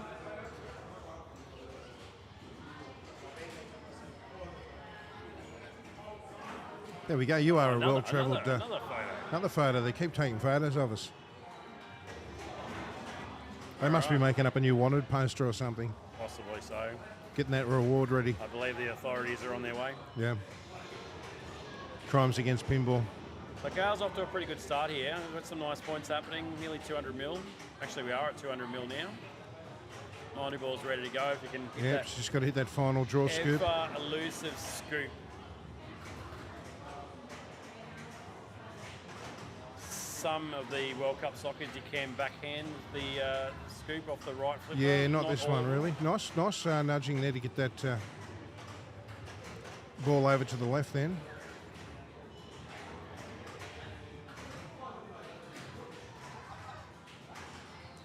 I remember one of the first times she came here, she played on James Bond and Dr. No and put a couple of 100 million points up there. I said, why don't you come over the stream and tell everyone what you did to get your score? And she looked at me and she goes, I don't have a bloody clue what I did. She goes, how about I come over there and you tell me what I did to get that score? That's like, I think, Sue Hansey when she won the women's comp at Tweed last year. She absolutely blitzed it on the creature from the Black Lagoon game. Scored something like 170 mil or something or other. Yeah. Far and away above everyone else on the game, and she's talking to her later about it and how well she did, and she's like, I've got no idea what I was doing. No, just follow the lights. But it's amazing how far you can get in pinball just following lights. Exactly. Especially on games like this, for example. Maybe not so much on the modern games, but definitely on these sorts of games here. So, but that is a fantastic start. No, she's done really good. Yep. Look at her face. Yeah. 400. Oh, look at that. I might just move that up for you. That would definitely take the win in a lot of games. That is an incredible start. Job well done. The Yeoman is in Montreal now. Yes. Like to come to Brisbane someday. Well, we've actually stolen him from Brisbane. We've got him down here in the Illawarra, down south of Sydney at the moment. That's correct. So he's in Wollongong at the moment. Come down for a visit to have a look at our humble little club. Steal a win and steal whopper points off people. No, I'm making it. Just to make life hard for PJ. Yeah, that's exactly. That's all right. He'd do the same to you if he could. Oh, I got a little bit of a hang up there. Yeah, what's that? Oh, it's sitting on the wire, isn't it? Sitting on the wire. Yeah, it's probably got one of those. Murray, protectors. World Cup, Left in lane. left in lane. Yeah. Yep. Just sending our Probably could be tea nudged down out. there. Trying to give it a little bit of a nudge now, so a little bit of forward to back action would probably get that out. Oh, he's going to go straight for the key. Yep. That's like the other day I was, what was I playing? I think it was the new Black Knight 2000. It wasn't kicking the ball out at the start of it had just turned up here. It was the first time we played it. And it wasn't kicking the ball out into the lane to plunge it properly. And we saw you, Gail. We saw you. Great start. Yeah, that was really good. Come on, you got 2 more to devastate. 1 billion points. That's what we want to see. Yeah. That's it. We've got to throw the game out now. Gail's excited now. Yeah, that's really good to see that, though. I really enjoy seeing it when people get excited. Like even yesterday, yep, that's the right idea because we've got no power to the flippers at the minute. So, I'll tell you what, Murray is a really great young guy here at the club. Puts his hand up. He does a lot here. He helps out a lot. I mean, even things like our neon-looking sign up the top there, he just had it commissioned and had it made and bought it in. There you go, guys. I made sure to take a photo of it yesterday because I think it's amazing. Just you know, oh, here you go, guys. It's just something I bought for the club. Put you know $400 himself to pay for it and buy it. When we were buying the camera for the rig, a few of the guys chipped in some money each to get that main playfield camera, and he turned around and just said, "Oh, I'll just buy it for you outright." Oh, you know, he's just like that. He's a really generous young guy. He loves the club. He'd do anything for the club. You know, if you could. Oh, that's unlucky. If you could have more of him, oh my God, you'd have a brilliant club. You know, he's just good youngster, and he's taken on the TD role. Oh, I think he did a fantastic job yesterday. I mean, one of the things I enjoyed most about being here yesterday was that because I run and TD a lot of events at home. Yeah. One of the things I really enjoyed about yesterday was that I didn't get called on yesterday. No. I mean, I got called on once, but it was just for a very minor thing, and it was just more so for advice, just to make sure they were making the right decision, and they got it straight away. So yeah, I actually started it here at the club doing the TD. You know, to build all the match play, all the IPA stuff, and all that sort of business. And I remember after about the 4th or 5th Illawarra, we had one guy that just caused a hell of a lot of trouble. He's now banned from all the competition in the state, and after that I just said that's enough for me. I just lost all desire to do that side of it anymore. He still to this day gets on social media and causes problems. I'm sure you know who I'm talking about. I'm not going to comment on that. No. So. But you know, he's always got an alias or two to go under. Joined one page and one of the guys wanted to give him a chance in that, and within 10 minutes insulted someone about their children and was banned from the page, you know. I think that was a record.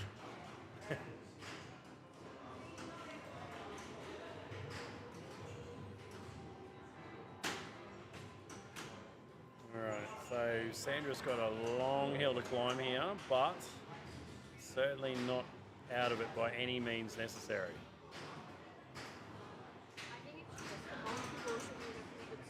Multi-ball, it's still got to get the lock first, so either one of the ramps. Big goal round, you can certainly catch up some points here if you can get the ball into the goals there. So that's, what's that, 60 mil there, plus a little bit more as well for the... And I think even though Gail is the second player here, you've got to let her play that third ball, don't you? I think so. Mm. I mean, no one's in a hurry to get through games here, so... No. All right. She said that'd be something special if she could get up to $1 billion. I reckon that'd make her day. All nearly there. Oh, there's one goal. Probably too late to get the other two. Probably get one grace period one. No, not quite. Oh, nearly. There's a few nearlies there. Still not a bad effort though in the end. Come on, Gail, let's see what you can do. I'd love. I mean, Gail's still got her multi-ball ready to go too. I mean, it's not often you get 700 mil and haven't played a multi-ball. Mm. Nice shot. I said, she's one of the real big personality characters. She's absolutely lovely, and she never stops laughing. She just has fun. Oh, look at that! Having a laugh. Like you don't see too many people when they finish the game just having a laugh like that. And she'll do it whether she gets 10 million or 100 million. You know, she just doesn't care. She's just here for fun. Yep. And just enjoys it. And she's real infectious with the humour. You can't help but like go, yeah, that was a really good one. That is a fantastic effort. I really enjoyed watching that. No, that was good. So there we go, Gail getting the win. Fantastic score. You'd be happy with that any day. Oh, exactly. She's still smiling too. It's not very often you'd play a game and get 800 million and not get a win. So and get that score without getting multiple, like I said. So that's a great result. Let's have a look at these standings. I wonder who's going to be up the top when we look at these standings. Have you? I thought for sure it was going to be you. Dropped down a bit, going from second to third. I was really building you up then. I was thinking it was going to be you, but there we go. So Gail up there, 7 points. Oh well, I mean, no guessing why she's up there after that last game, is there? Karen Hunt there in second place with Sierra tied, and Mag's in fourth place. I'm trying not to show any bias, but Justine's made a massive comeback because I think her first 5 games, I couldn't have been 5 games, first 4 games I think were all losses, and now she's just outside the cut. Yeah, so. she just paid me on badminton. She went really well. Yeah. So here we go. Here's a game we know you like. We're back to Black Knight again. Yeah. Okay. Sierra heads back out there. Gabby and Violet. I reckon she's about 2 years off her full potential. Sierra, you know, she's still got a lot of improving to do. I'd even say if she's keeps up the passion for it, I'm going to say even 12 months. Yeah. I think. I think that's been one of the... I mean, I wouldn't say I'm the best person to ask for advice on games, but, like, staying with Sierra and her family this weekend, she's been asking heaps of questions. Oh, she does, yeah. And that was the thing. Susie told me that when they came back from Queensland up there, they said Esha really was generous, you know, and Emily as well. They were so generous with their time towards Sierra in helping her, in giving her tips and stuff like that. They really, really came back with a real love for your competition up there, for the people up there, and for the way that they were treated and sort of brought into a family. Because, I mean, that's what it is. Pinball's one big family. It doesn't matter what venue you go to. There's only one thing you've got to answer to when you come to another venue of pinball, and that's, do you like pinball? And if the answer's yes, you're one of us. It's as simple as that. Yeah, I mean, you might only get a bad egg every now and again, but yeah, it's such a great community. It's one of the reasons why I love doing it. It's one of the reasons why I love running events, is because the community is just so good. Yeah, and you've built a really, really good community up there, and that sort of stuff. So the one big aspect we have up there is everyone works with each other. There's no, you know, oh, our club's better, or this club's better, or this place is better, or whatever it might be. Everyone works together up there, and you know, we're all there to promote everyone's events and things like that. And I get that. Oh dear.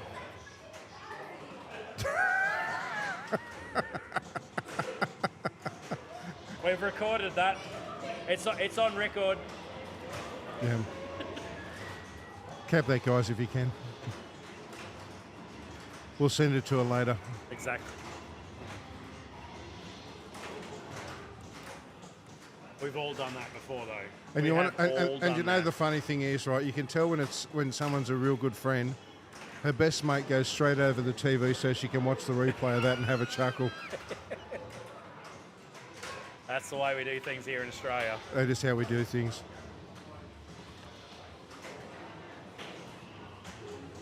That's why this morning I made the Water Boy and the Wet Bandit posters. Yep. Yeah, that was great. That was superb. But we often do a lot of those sort of things. Like when we did the KISS launch, I had the KISS band there and put all the faces, a couple of club member faces in there instead, Yeah, I think I've seen a couple of It makes people sort of look at it and all that sort of stuff. One of the popular ones was when we did the Monty Python Life of Brian. Oh, yeah. We had Paul Suter up there as big as Dickus. And I've got to see that. Yeah. We're very lucky we've got the delayed screen up here to our right, so we've got to watch this now, because I missed it. I'm sure you missed it too, so... Don't tell me she did the same again. Oh, she did too. Oh.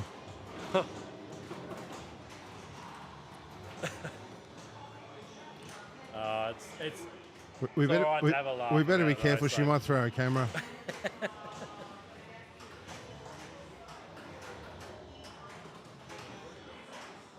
That's all right, Gabby. We've all been there. We've all been there. We've all done it.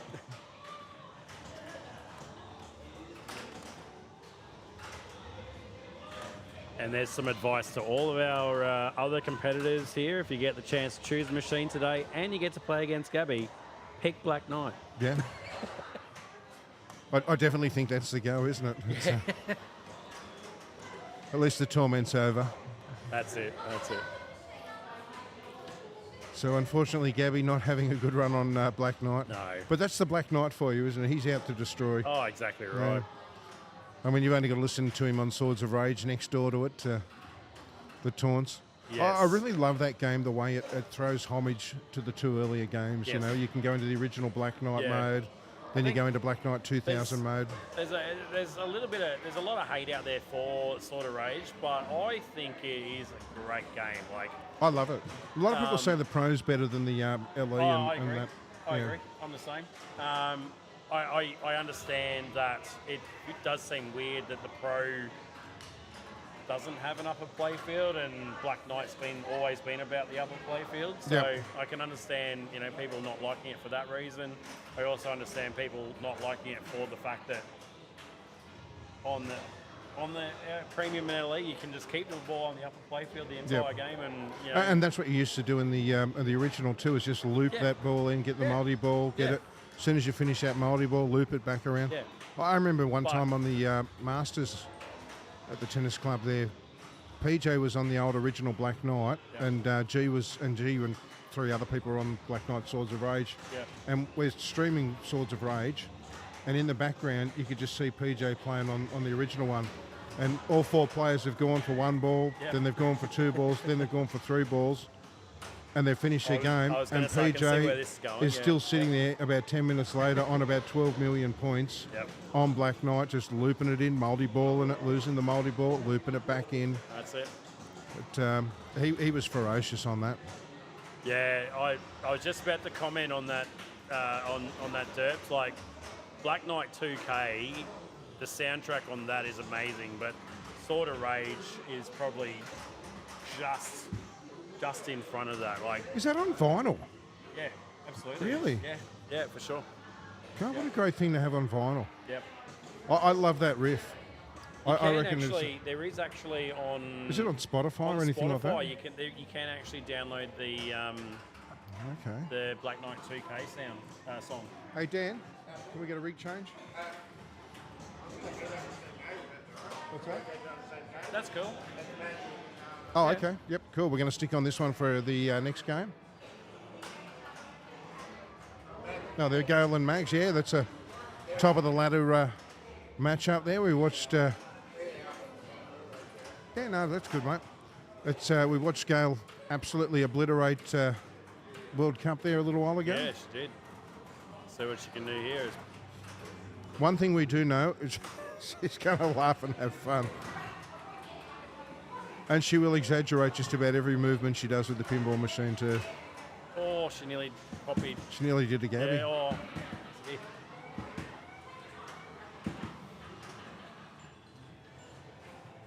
Not running.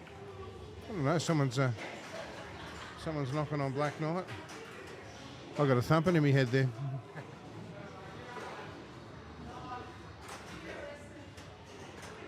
So here we have Mags. Mags, of course, the organiser and runner of the Iron Maidens.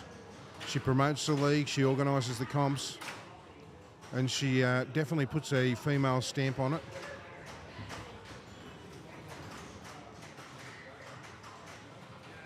And once again, she's another one that out of her and Dan, she's the one that would be playing pinball all day if she had a chance. That's exactly right. They can never get too much pinball. No. Ever. Oh, U-turn didn't register then?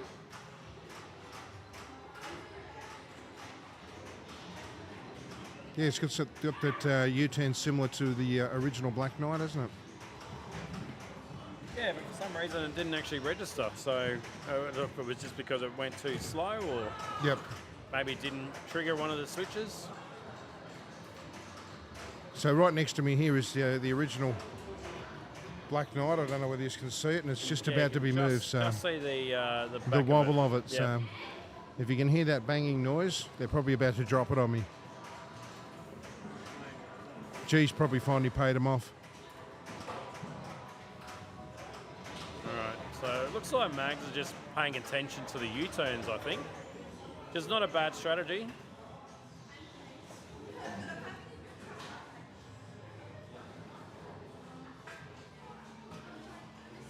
I found first game I played on it, I was a little early on the flipper hits for the upper playing field. It just took me a little bit to get me range on it, but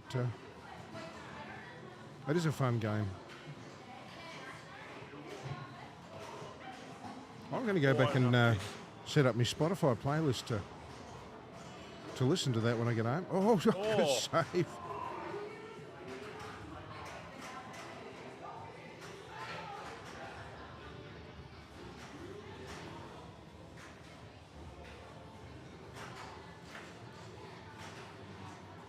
The guys are moving the machines around. Stu's always up to... Oh, no, Gail just copied. Thought that was probably something we... You can't help it like Gail, eh? Yeah.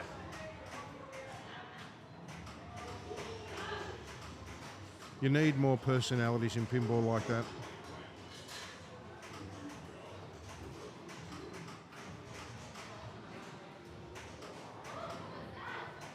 But I suppose every club's got those funny, strong personalities you can't always help but laugh at. Do. Oh, that was unlucky, that. Suter's one as well. I don't think you've met Paul, have you? I have met Paul. You've met him, yeah. He's just got that sense of humour about him, eh? And you never know what's going to come out next. But he always keeps you laughing. Paul actually sent me a message a couple of days before I came down and apologised for not being here this weekend. Yeah. Yeah, that's Paul. Yeah. Well, he messaged me the day before Illawarra, saying, "Oh, you're really going to miss Illawarra. It's going to be the first one I've ever missed." Yeah. And that sort of stuff. And I said, "Oh, you're still down Tasmania?" He goes, "No, we're back in Melbourne." He said, "It's bloody awful not enjoying Melbourne." He said, "I love Tasmania, but not enjoying Melbourne." Yep. And I said to him, "It's only a 10-hour drive, mate. Just jump in the car and drive back up. You'll make Illawarra." And he goes, "You don't know how tempted I am." And yet he spent pretty much all day on the chat yesterday anyway, so. Yeah. So while he might not have been here in person yesterday, he certainly was here in spirit. And that's the best part. We're starting our third year yesterday. Yep. And he's had a 100% record for the first 2 years. But I was able to say on the stream that he's got an absolutely 0% chance attendance record for season 3. And I know that would have killed him. That's just slack. The funny thing is, too, he's go quiet on the chat, and then when you mention people are stealing his beers out of the fridge, he'd all of a sudden come on to chat quick. I bet. I did like that remark yesterday morning when Dave was going through all the speech and stuff yesterday and said that there was actually room in the fridge yesterday. But then they looked and they realised Suter's beer's all still there. All right, so providing Mags doesn't tilt here, she's actually already got this win. Just off the plunge, the bonus will just be 18,000, so that is already enough. Oh, okay. Yep.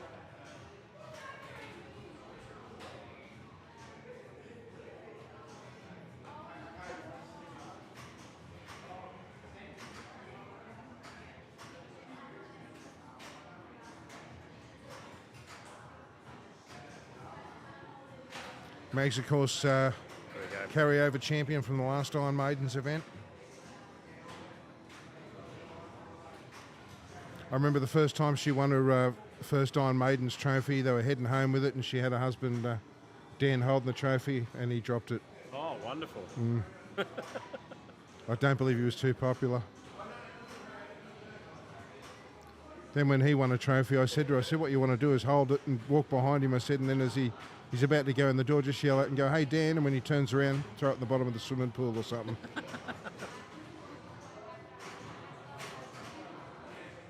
With full video, hopefully, just to see the reaction. Yeah. Problem is, she's too nice to do that to him. Yeah. My wife, she would have done it in a flash. She probably would have pegged it at me head. So there we go, Mags getting the win there on Black Knight. We'll go to the standings, have a bit of a look. Drawing a bit closer, a bit more, a bit closer to Gale there. So. Yep, so Gale sitting up there on 7 points after 9 games. Yep. Mags, Karen Hunt, Sierra, all on 6 points after 9 games. So that's a clear top 4. You've then got Amanda and Violet there, sitting in 5th place, just outside that finals cut-off. Justine, she had a hard start, but she's come back a bit there. Sandra, Susie Morgan, all on 4 points. Susie Cheryl Ambus on 3. Amanda Woodgate, Alice Morgan, and Gabby Fanakis, all on 2 points there. So we're getting down towards the business end. Hopefully Dan will pick us a new game to get on to in a second.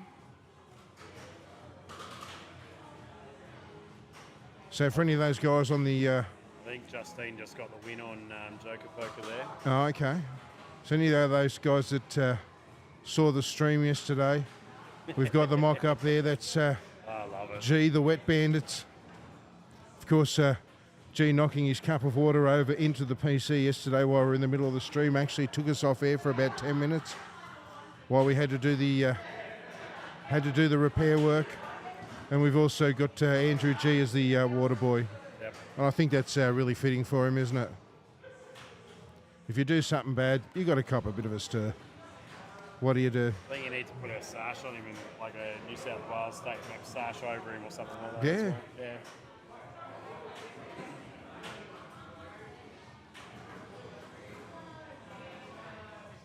Did you like that, did you? I may have. I may have. You know me, Sierra, I'd never stir anyone up. So look, there we go. We've gone from Black Knight 2000 to Swords of Rage. Well, I suppose the little brother, isn't it? It's not the big brother. It's the younger one, isn't it? That's true. That'd be like the mouthy younger brother, wouldn't it? Sorry? It's like the mouthy younger brother, isn't it? Yep. That one that's got a tauncher. All right. So they've got 3 players in this one. Yeah, I think the previous game is just being plunged out here. So. Oh, okay. This is the best version, the Pro. A lot of people love the Pro. Yeah, like I said, I agree. I'm more pro than premium Morelli when it comes to this game. And you know, I've never been one to really go Soundtrack's for a amazing. lot of toppers and that sort of stuff, but the topper is beautiful Yep. on Swords of Rage, isn't it? Yep. It looks really good. Just Then miss- again, I reckon Labyrinths is one of the best looking toppers, isn't it? Oh, it's the best. It's actually my profile photo on Facebook. Oh, that's right. Yeah, I have Yeah. seen that. Haven't played it yet. Haven't had a chance to, but that's another one I just love the theme of. It's a beautiful game. Like, I mean, for a first up machine, for barrels of fun. Like, I mean, they couldn't have really done much better for a first time game. Like, But I think a good IP too. yeah, I mean, sometimes I reckon the nostalgia heartstrings can be better than the modern blockbuster stuff right now. yeah. I mean, look at Jaws. Jaws, how old's Jaws now? 40, 50 years? Exactly. Yeah. And I mean, people love that theme, don't they? Why? Because all the people that buy pinball machines, they grew up watching it. I think if one of the companies can get the Beetlejuice IP, that will sell like hotcakes. There was rumour about that a while back, wasn't there? There was, yeah. Wasn't there rumour that Jersey Jack might have had it or something like that, or Stern? One of the two big ones? It was definitely around, especially considering they did the new movie a couple of years ago. Yeah. But and I didn't mind it either. I thought that was all right, that movie. I mean, the big rumour at the moment is, I say big rumour because I've heard it plenty of times, is a Pokemon theme, which I think Jack Danger, I think, might be... I think a Minecraft theme would be absolutely huge for pinball too. And I say that in bringing pinball to youngsters. Yep. And I mean, there's a lot of adults out there that play Minecraft too. It's a fantastic game. Hello. Hello there. Come and say hello. Yeah. We got Susie in here. How are you, mate?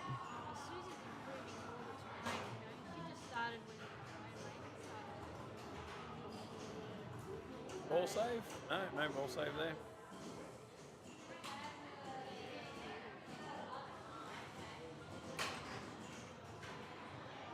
Gee whiz, Violet actually had a really good start there. 37mm ball one. Yeah. Like, that's a great start. And really moving those lanes as well too to get the multipliers and things like that. Yeah, you absolutely have to on this game. You can't just leave it there and hope the ball will roll through the unlit lane because... And it's not even that, it's just the multipliers at the top and your war hurry-ups at the top. And then down the bottom here, your lane completions down the bottom here, like your mystery award at the shield. And they can be beneficial too, like, 3 million, 2 million points, start war hurry-up, start, this. And not only that, but also provides a safe shot as well, where the ball will return to the flipper too, so... You a fan of this one, Susie? I'm struggling with this one at the moment. It's been hard for me. Yesterday, I just couldn't get a good ball on it. Tried soft one, and then I was trying to hold the flipper on the... Yep. Yeah, trying to do it that way. And I just really struggle with this one at the moment. It's a very fast-playing sort of rage. I mean, most are, but this one definitely does fit the bill. It's a good game to trap up on, but isn't it? Oh, you have those to. steep flippers. You have to. It's the only one that can roll down the in lane, and you can hold the flipper Correct. up, and it'll actually stay on it. And I'm really struggling to hit the shield. It's the shield to get the multi. Yep. Yep. Yeah, I just really can't aim for it because I like to hit on the fly. There has to be a... Yeah, backhand shots and trapping up is probably your best bet on this game. That was a free lock lead there. The ball bounced off the drop target on the right, or the side rail on the right orbit, and back into the lock target. So it was a free lock light there. So take it when you can get exactly right. 10 million for the extra ball. Nice little bonus there on that one. Yeah, she's playing really well this game. It's unlucky there. That bouncing out, but by the time bonus about 73 mil thereabouts. Maybe a little bit less than that. 72. Yeah, it wasn't a lot of bonus in that, was there? Not normal. It doesn't normally have a lot of bonus, this one. I mean, you can, but... No, you want something like Stranger Things. Always makes you feel good at bonus time, doesn't it? Yeah. Carries over.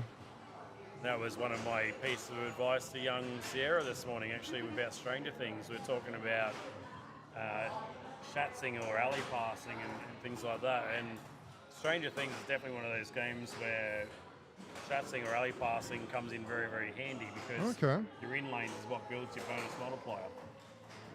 Yeah, it does. And I mean, So, you really want to work on that in that game. Yeah. Off already, mate? She's up playing. Yeah, if you are on Stranger Things and you can alley pass, by all means do so you can build towards that bonus multiplier, because a 5 times bonus multiplier on Stranger Things makes a massive difference to your score at the end of the day. So, and the other really important thing to get going on that game is your 5-way combo. 5-way combo with a 5 times playfield is... That's my one there. Yep. Nice. It's the KJS one. Yes. So the upside down version. Yeah. Yeah, beautiful very good. machine. It's one of my favourites. And I- Stearns put out in recent times. And I got one of Stewie's still sitting at home from one Easter ago. Yep. He put it in there because he was full and it's just never left. Yeah. That happens with Stu. Yeah. He's like the witness relocation of pinball machines. So here we are on Avengers now.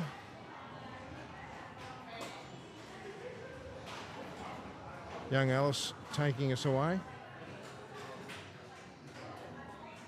I wonder if Aladdin's Castle is in here today. I haven't noticed whether that's in the actual... It's been used, yeah. It has been? It has been, yeah.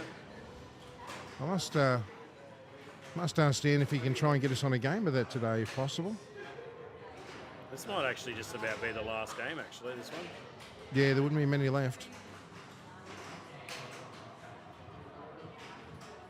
Now imagine... Quick look and see what is left. Imagine if Alice here keeps going on and playing pinball like Sierra, starting at this age.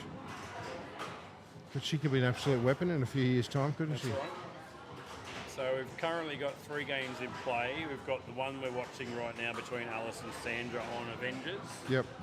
We've got Mags and Susie on Jaws right now. And then we've also got Gabby and Sierra playing Dr. No.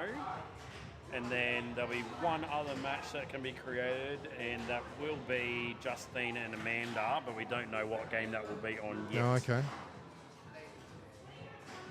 So we just had Aladdin's Castle, is it? Is that Castle over there? Aladdin's Castle, yes. Aladdin's Castle's just come into the room today. Double right-hand flipper on that one, single on the left. Looks a bit of fun, doesn't it? Yeah, it's a fun little game. I got to play it for the first time up in Townsville earlier this year, and it certainly goes all right. So I was watching that comp on stream that I think it was at the brewery up there not long ago. Oh, the hiker one. And they yeah, had the classic. they had that card one where you've got to land the ball in the spinning shots at the top. Oh, yeah. I know the one you're talking about, but it's not coming to me at the moment. Yeah, that looked rather interesting.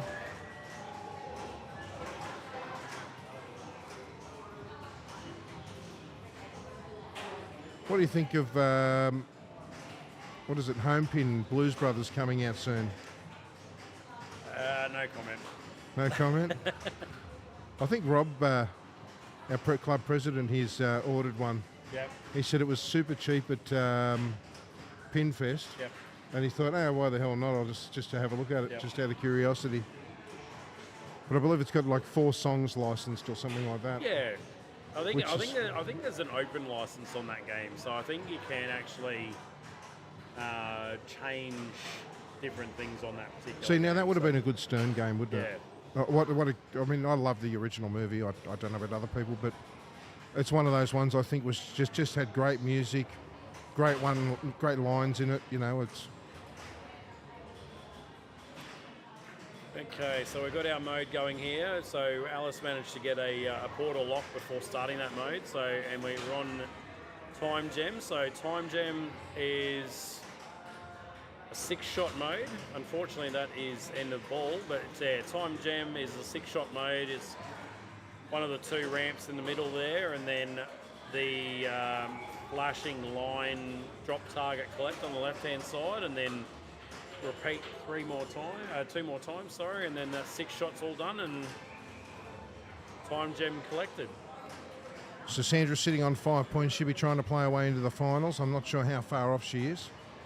I think, yeah, that'll put her on the cut line, I think. I might even get a playoff or something like that Yeah. before we start.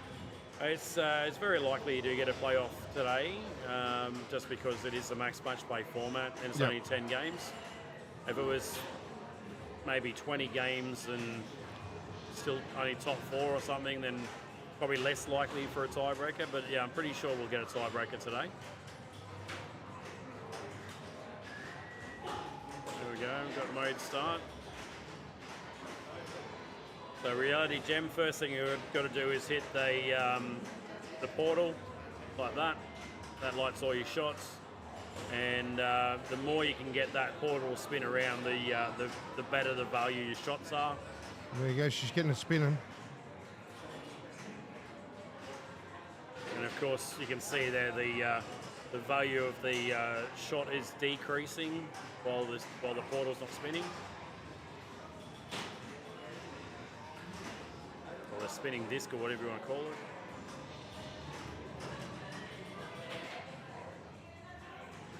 So loses out on the reality gem, but does have 4 multi-ball lit on the captive ball on the right-hand side. Yep. And she's put herself in front. Let's see what Alice can do now. Looks like we have our last game up, ready to play. Justine and Susie. Oh, sorry, Amanda, I should say. And they are playing Sort of Rage. There's a lot of Black Knight happening, isn't there? There is. It's very unusual. Normally it sort of only goes back to games that haven't been played between the two competitors, and maybe those two haven't played Black Knight today. So yeah, I don't think I've seen Justine on there. So we've got 4 multi-ball happening here. So the way 4 multi-ball works is basically you've just got to get one of the lit arrows, then shoot the captive ball for super jackpot. And then for the second time, you've got to hit 2 of the white arrows, then hit the captive ball for the jackpot, and then so on and so forth. But Alice has managed to get the 15-second ball saver. We've got a ball stuck there on that spinner, or spinner lane. Is it stuck there, is it? It is stuck there. It's just stuck under the gate. Murray, Avengers. The spinner lane. Ball's just stuck on the spinner on the lane. right-hand side. No, it's come out. It's come out. Ball search might have been enough for it to vibrate, and it vibrated out. So, all right. So Alice left a little bit of work there for Sandra. So yeah, let's see what she can do. I mean, the easiest thing to do right now is just take the quick Thor multi-ball, which is ready, as I said, on that captive ball on the right-hand side. So Sandra's sitting on 5 points. At the moment, 4th place is 6 points. So if she gets the win here, she's probably going to put herself up close. But Mags is also playing Susie at the moment. So if Mags gets that win, she'll move 4th place up to 7 points. Oh. Violet, I think, is finished, so we'll stay on 6 points.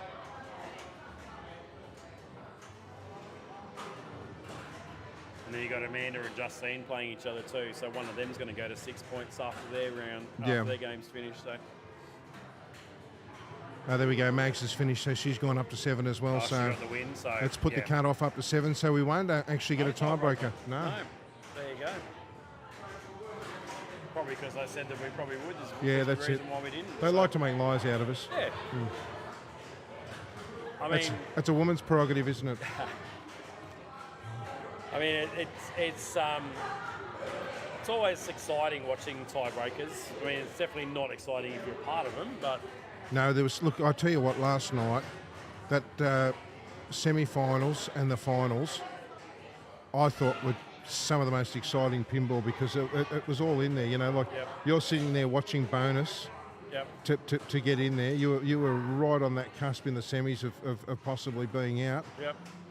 You could see you were disappointed when you didn't hit the score, but then the bonus carried you over. It's always that relief of seeing it finally go over.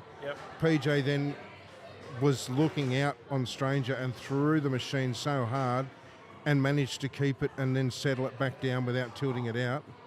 In one of the best saves I've seen in a long time.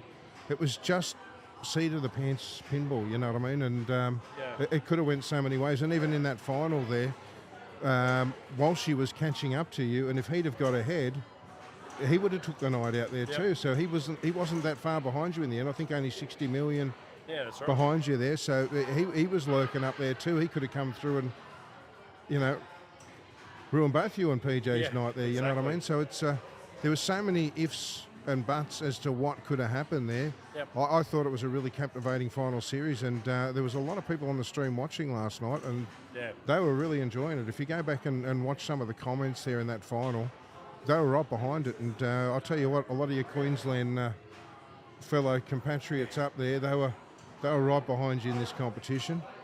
It was good. It made it into sort of like a bit of a state of origin, if you know what I mean. Yeah. It was good. I thought it was a great, just a great atmosphere, really, the competition.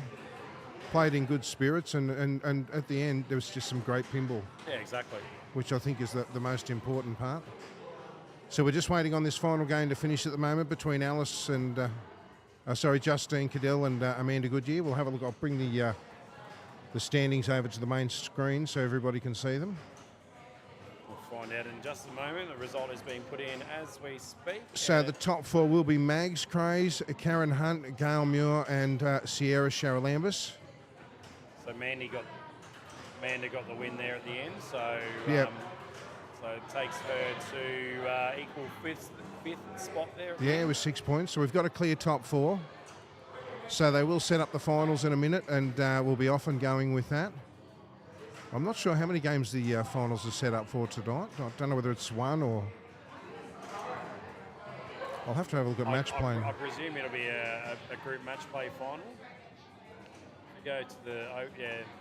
it's already got the playoff set up there, so if you want to click on the playoff line, Okay. it'll probably tell you there. So, so just one match, one game. One game. So is that in a different match play now, is it? It will be, yes. Yeah, Yep. okay. All right, so we'll open the big broadcast for you. We'll get our results for that so we can have it into the OBS for this final match.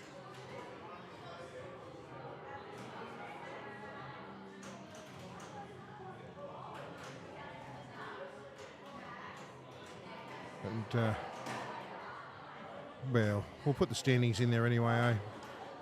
Not that I think we really need them for just a one-match four, but we'll get them in there. I should see if one of the ladies wants to jump in and Have a chat. or commentate the last game, perhaps. Yeah, we'll see if they want to do that, eh? Yep. God knows I could do with a break. My voice is ravaged today. I can hear it a little bit. Yeah. Yeah. I mean, 11 hours, nearly 12 hours yesterday. 12 hours of talking, yeah. Yeah. Some people would say it's what I do best, but my wife would probably tell you I was born to never shut up. It's one of the things you want on these streams, though, is you don't want dead air. So No, look, I take it seriously when we do it. I do like to make sure that we interact with everyone, have a talk to everyone, and I love the comments too, and I love it when they stir us up a bit and give us a bit. And I think it's the Australian way. Oh, we definitely don't do the stream as serious as what a lot of other streams do. We joke around a lot. We do a lot of shit stirring, to be honest with you. But exactly. That's always been the way we've done things down here at the club. Yep.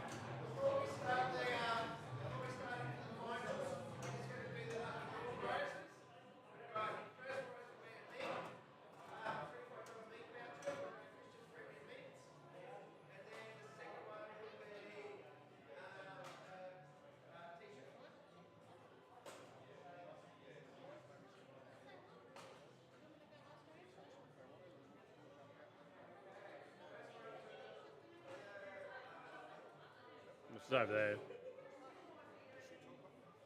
She might not too, but So we're just seeing if any of the girls want to come in and take over the commentary for the final. There we go. We'll get Amanda in here. okay.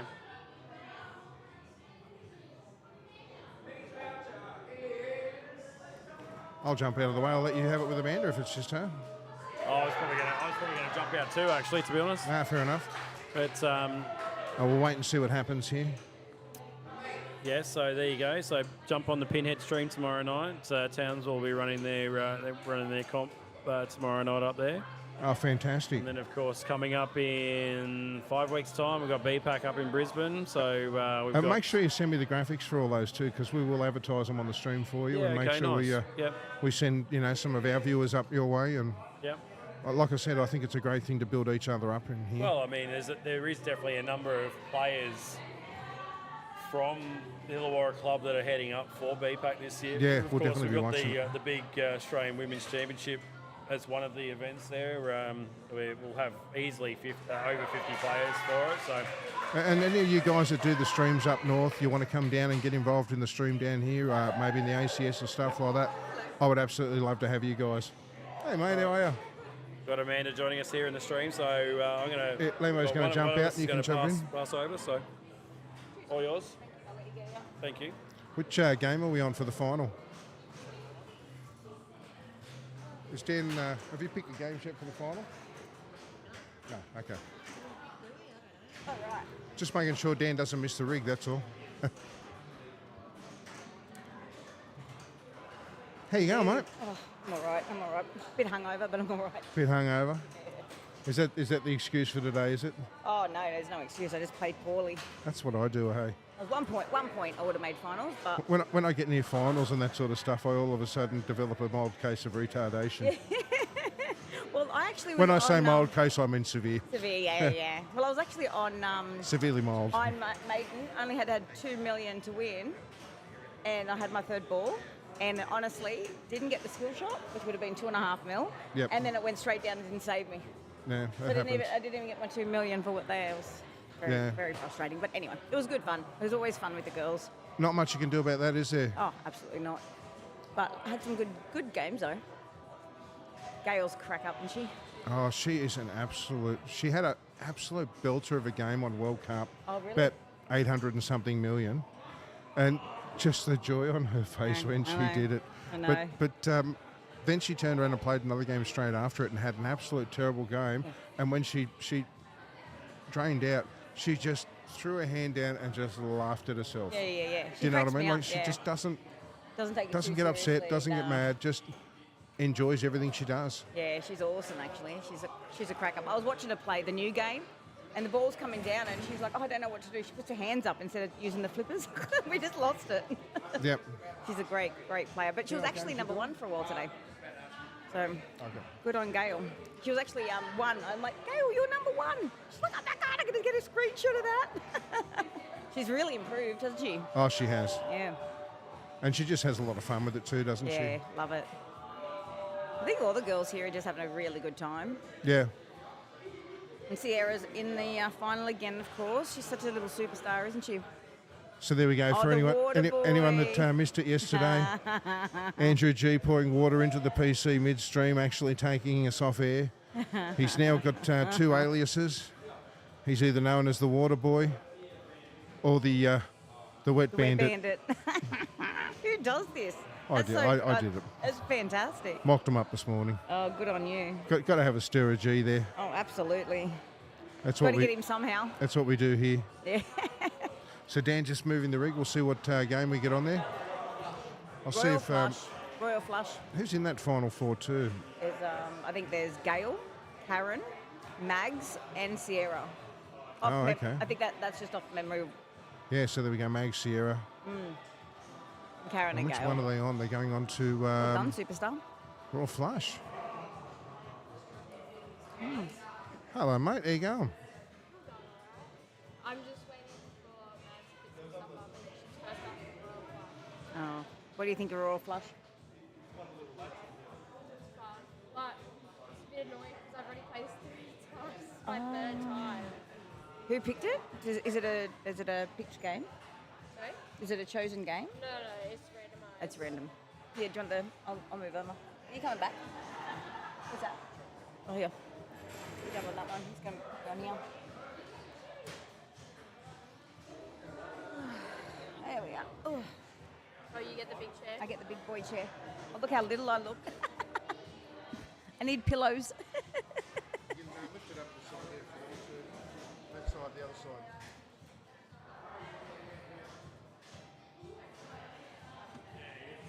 There we go. I'm a little bit short. Perfect, thank you. All right. So you're up against Mags? Yes. Well, it's going to be a tough one. It will be. Yeah, she's a wonderful player. She's a good player. So She what's your has really tips? good nudges on it. Yeah. My she's tips. strong. Get in the top lanes. Oh, top lanes, yep. Yep, to light something up. Just go for the targets. Oh, they're so hard. They're so hard to get. Yeah. They're so risky too. All right, I'll commentate. I'll commentate for you. All right, Sierra's up on Royal Flush. Very simple game, but also a very hard one. These old ones are a bit tricky to play. Ramp Champ says he's not a fan of Royal Flush. I'm the same. I think they're just hard to control for them not to go out. And it's so slow too. I prefer a game a little bit faster.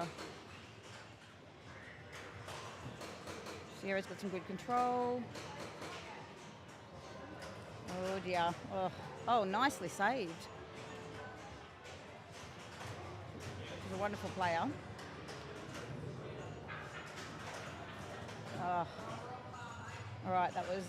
It's always very quick on these older machines. Get jokers to get more points for target. Yeah, you're right. They're fine.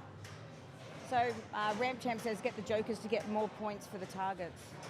To the jokers, meaning up the top. Is that what? Yeah. Like I said, I don't know this one very well. I'll use this one. So you want to get 2 of the jacks to get more bonus, and then you want to essentially just get all the, what it tells you. It tells you obviously, you want to get all those targets. But essentially you just want to get all the targets down. Okay, yeah. But the jokers you should start it. The jokers are on the left. Yeah. Oh, I never even noticed that. Oh. It's good that she opened up the gate. How do you open up the gate? You open up the gate by going through that. I think you can use that thing. To open up the gate, you have to go through here. Okay. In this area. Okay. I think it's that bottom. Maybe? Oh. All right, we lost it. Okay. You're just going to have some drawing on. We'll have to get Chris to come and fix it. I pressed a button. I lost something.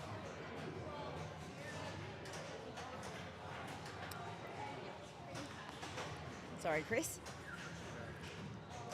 I just pressed escape.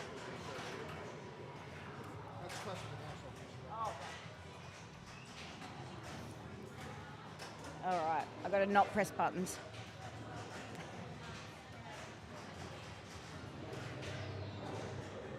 There we go. All right, Sierra's up now. How do you get rid of that? Oh, there we go. 10 and Jack, hey? All right, that was a quick game. Like I said, it's a very tricky game. I haven't played it too much.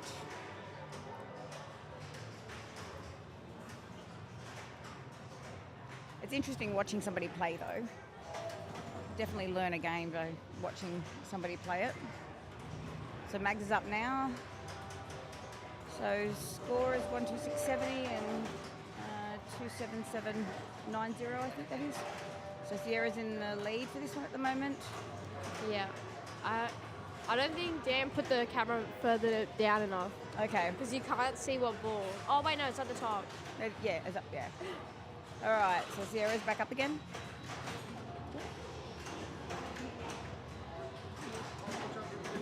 It's all right. So Sierra's up. So I think. So how many players in the comp today? How many players are in the comp today, Chris? How many players are in the comp today? Are in the comp.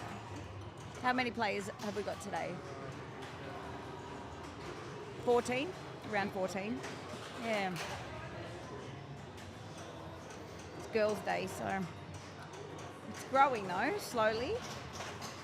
Good fun though. It's always fun. We've got cheese platters and food. We've got so much food. Is Ram Champs fishy? What's that?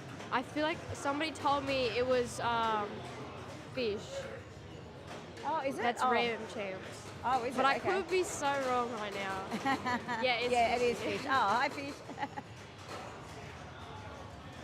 Haven't seen him for a while because I come at the Mondays. I think he goes to Tuesdays, does he? I don't think he does either now. I think Oh. he just does like the Pinocchios and stuff. Oh, okay.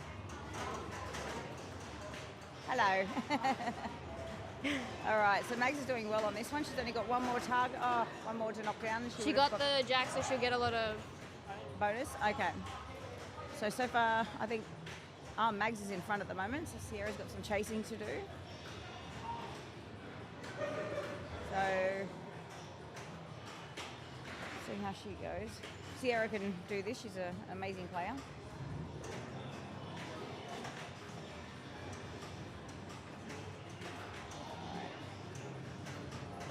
I find this one goes down just so much, just going for those middle targets. And there's such a big gap in the middle. Oh, that was short-lived. But still one more ball left. It only takes one ball. So Mags's last ball now, and see how she goes. I don't like how it resets every time. I like, you nearly knock everything down and then it just resets. So like all that work that you do is just wasted if your ball goes down. All right, Max is going for those targets again. Nice, up the top there.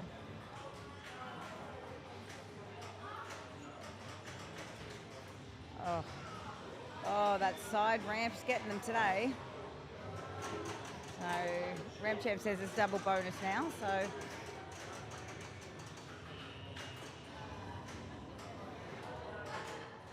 we shall see.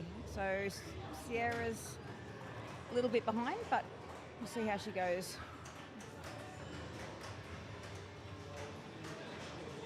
All right. Got good control.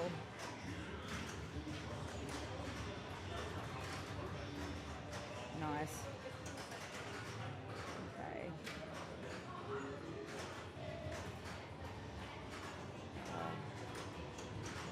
All right.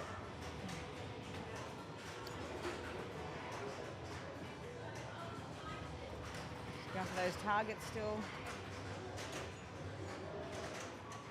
Oh, she's getting close.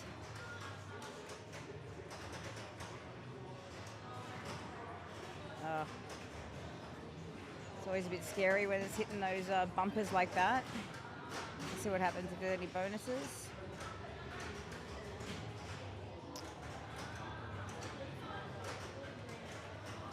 I think Mags won.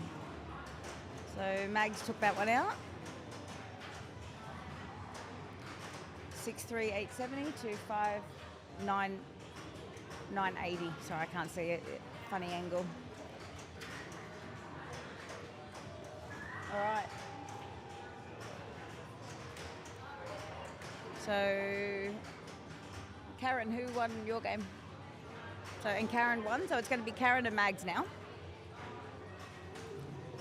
And I'll find out what they're playing.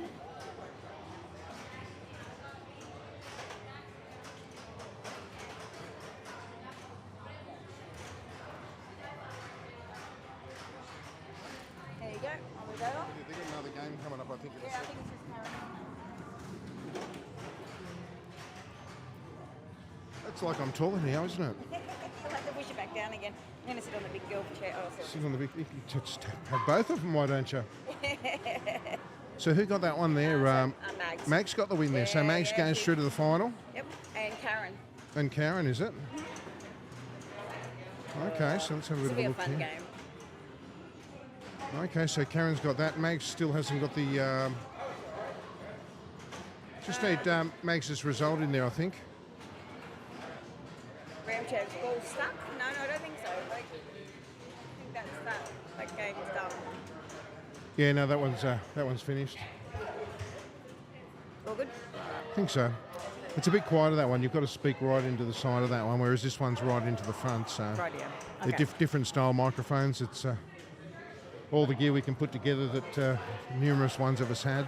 Yeah, of course. But we're getting there. Yeah, so what are we playing now? Not sure. We're. What are you playing? Hey, Dan, have you still got to put Mag's score in? Mag's is. Oh, okay. Do we know what the last game is? Okay. So we're just waiting for the last game to be chosen. It'll be Mags versus Karen Hunt. So there we go. That's a good result. Good to see Karen up there, isn't it? Yeah, she's a great player. Yeah, she's... I had to play that new one today. We've got a new game in today called Aladdin's... Is it Aladdin's Castle? Yeah, Aladdin's Castle. So And it's got the splits, the double split... the chopstick flippers on the is that what it's right-hand called? side. Chopstick flippers, okay, yeah. It's really hard to get used to. Yeah. So that was my game today with her, so... I'm brilliant at the split for that. Really? Yeah, like where you lift them up and the ball goes between the two flippers and so goes you're not straight down. supposed to do that? No. Oh, okay. I thought that's what you do, because that's what I kept on doing. If there's something bad you can do, I'm really good at it. Yeah. Well, you just got to learn to dead bounce it, don't you? Yeah, that's and it. Just not. It's very hard though. Like your little fingers just automatically want to hit, but I've definitely noticed that dead bouncing a bit more has slowed down my play. Yep. And that's been amazing when I've had multi-ball as well. Do you do that much as a discipline in pinball, dead bouncing? Yeah. Yeah, okay. Yeah, now I do. A lot of people start out, they don't do it when they first start out, and then they find it so hard to adjust and bring it back into their gameplay style. Oh, okay. No, I know Paul love Suter it. always talks about it, that he plays a lot on the fly and that sort of stuff, and Yeah, no, the dead bounce for me just slows my game down. I And don't- I've been noticing lately when I'm doing multi-ball, I think I was doing something very similar. I actually had 3 balls held on the flipper. And I've just been able to have a lot more control now with the multi-ball. So this game's actually finished, isn't it? It's not Yes. stuck or anything. I don't believe so. Oh, there we go. Not sure what we're waiting on. Oh, Ram Champ saying the ball's stuck there. How are you, Fishy? Shake it. The ball or myself? As I was just saying. No bonus. Oh, okay. Well, that changes things because Sarah may have got it with the bonus. If the ball's stuck. So if she didn't get her bonus, that may change the score. Yeah, okay, I'm not really sure what happened there. So right. here we go, a bit of controversy here. I'll go chase it up. I guess what's going on. You go tell Okay. them. Set them straight. I will. That's it. Amanda on the case. She'll go and sort them out.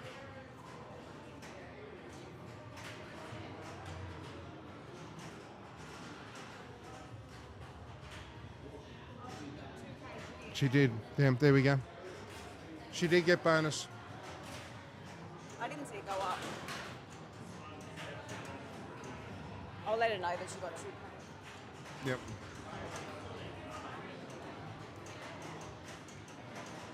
Trust you, Dave, to be in there with the ever watchful eye.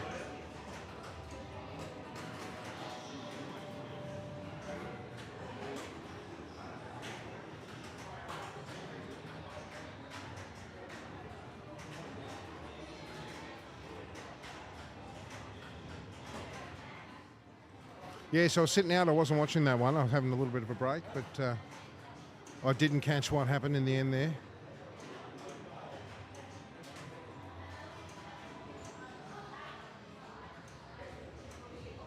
Is there any chance that anyone out there could clip that and put it into a clip so we can have a look? Because I think there's still a bit of arguing back and forward.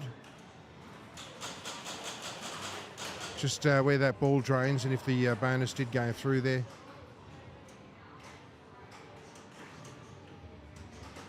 Dave would have shaken. No, he would have kicked it with his thongs.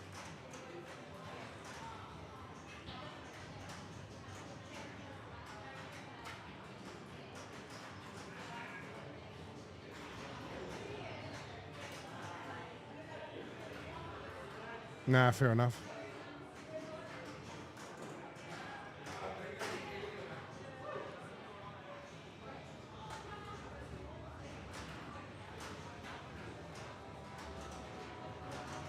I'll see if I can access it here in the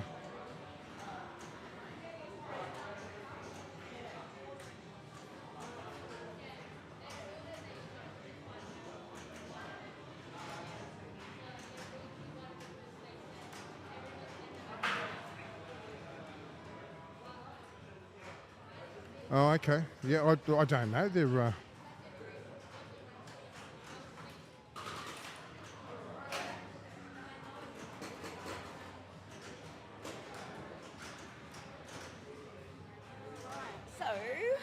So what's the What happened argument? was she said that she had the 3,000 outlane lit. So when she went through that, it actually should have given a bonus. Did anyone see what was going on? Yeah, She only lit 1K times 2K, but the 3,000 she said was lit and the ball went down. The problem is when you have an error like that in IFPA, if it's not a replicatable error, it's just bad luck. Oh, right, okay. I have no idea. That's just, yeah. Yeah. So, but we could always watch it back later and then I guess we'll know what was going on. But Yeah, unfortunately I didn't see it. I was standing just over there having a bit of a yeah, bad luck. bit of a break there, but we'll wait to see what this final match is going to be. Oh, so Karen and Mags. All right. I don't know who to go for. They're both awesome. So I think Dan's about to move the rig. We're going to have our final game for the night. Like the kickback and pack. Okay. Dan just lifts that rig and runs with it, doesn't he? I know. He's going to wipe He's gonna someone get out with some it one great day. arms. He's gonna Stranger Things, there we go. Oh, I love Stranger Things. What a great game.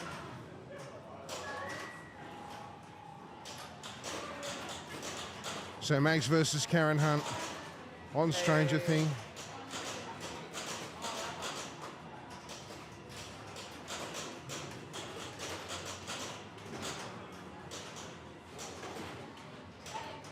Yeah, Stranger Things is I like it's a good fast game. I like how fast the ball goes. The games are all playing really well today too. It's it can be brutal, can't it? Oh yeah, absolutely. But when you get a good game, it just feels good. And that's the thing. The post rubbers are off on this game. The gaps are at their widest. It's set very steep. Oh, It okay. is minimal ball save and that sort of stuff. Oh, yeah. It is set to be hard, and all the games here are set like that because, I mean, if any of you caught yesterday's Illawarra, we'd be having 2-hour games if they weren't with when some of these players get together. Absolutely. But it is a really, really fun game. So Mag steps up. She's player one on this one. All right. She's the defending champion of the last Iron Maidens. When are you going to stop her there, Amanda? Oh, I don't know. Next time. I think you need to pretend it's Brett, Yeah, exactly. and you're seeking revenge for teams night. My God, you should have seen the message I just got earlier. What's that? He's like, I just watched. I watched the game back that him and I played last week when we were in our teams, and he goes, "Yeah, I just definitely deserve that win." And then the next message was like, "Loser." Like, he's not going to let me live it down for a very, very long time. And they say love's dead. Yeah. There's a lot of banter between him and I. I think we were with friends, and he was just telling everybody that he beat me on that one game. Yeah, so I'm never going to let that happen again. So Mag's finishing on 6 million for the first ball. Right. Okay. Karen starting off there. She's got the Doing well. Oh, nice. got the skill shot there. Yeah. She's got all Such a those fast targets game. down. If Look she how- can put that ball in the centre, she'll have that Demogorgon mode. She has. So that ramp will come down now. See if she can maybe trap up, or whether she'll try and hit it on the fly. I did this the other day, twice. First go. It was just one of those flukes. Actually, didn't realise it doesn't disappear. Like you have ages. Yeah, no, you got a while. Yeah. Yeah. So this is pretty close, pretty similar scores. Be able to find your VOD. Oh yeah. We'll have a look at that later. Find your VOD. What's that VOD? Progress. The VOD. Video on display if you need a ruling. Oh. Yeah, I'll have to have a look at that. I haven't mucked around with it on this system. Oh, went straight down. Lucky the ball save was on. Love it. Love a ball save. Oh no, Mag. Oh. She's just pulled that out, hasn't she? Yeah. So I was told, and I got such a much better score. When the save ball light's on, then you go for the middle, and then when that's off, you go for the ramps and the two little side. So she just took the 5 million straight up. Yeah, she's just hit the button. Probably the safest thing to do. Possibly. I like to save it for the second battle Okay. when you've got the timer going down and all that sort of stuff. Okay. When you've got that multi-ball one, hit the shot once and then hit the button to take it out. But it's all. I do the opposite. Okay. Ram champs, I do the opposite. As in pressing the button that what he means?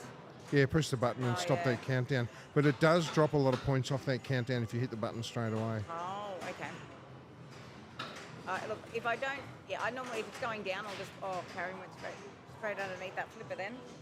Yeah, she got that little snick there underneath the other... I think Mags is going to, ooh, it's close. See, bit of pressure though. Bit of pressure.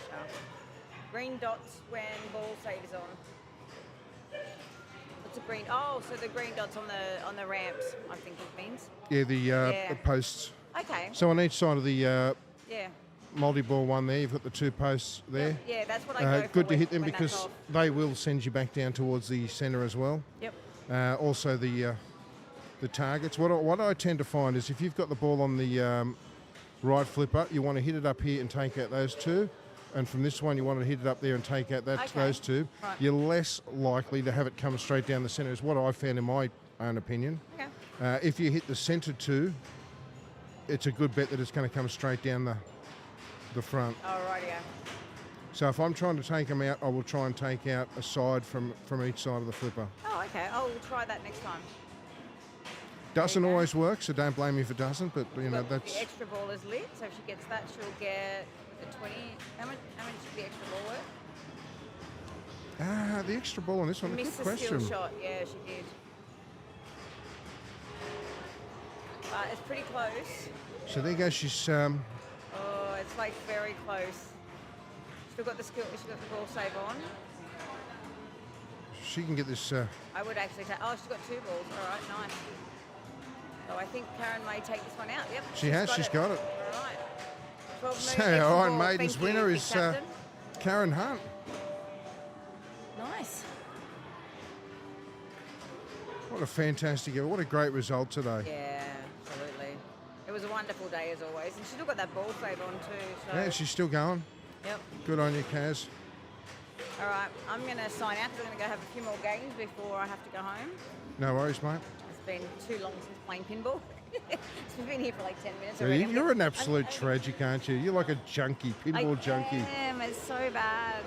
I can give up any day. No, I can't. No, you can't. No. If I get injected, I would. That'd have to be a bloody big syringe, wouldn't it, to be injected by a pinball machine? Oh, I just love it. Honestly, it doesn't matter what my mood is. I just always feel better When you play when I pinball. play, yeah, absolutely. And There I'm you go, hungover. and that's the greatest endorsement you can have for pinball, isn't it? No matter what your mood is, you always feel better when you play pinball. Yeah, absolutely. Because you're just thinking about what you're doing, and so you don't actually think about anything else. You're just sort of focusing on that. So you're stressed or worried about anything, it just, I don't know, just goes away. Yeah. So, all right, I'm going to go see what I can play, see what I can improve on. I think I might do Batman since I hate that so much. Well done, To Karen Hunt with the win there today. What a great result that is. Superstar. What an absolute fantastic result. Oh, she'll be thrilled. And the first person over to give her a hug is Mags. She's so happy for her. Yeah, she's like that, isn't she? She just, she doesn't care, win or lose. She just really just. wants the And girls where's to her get husband? together. With his head in Dennis Lilly fixing it. Yeah, He yeah. probably totally unaware. Absolutely. Doesn't even know what a superstar she is. Hold on a second. Theo, See you guys. Stu. Grab Stu.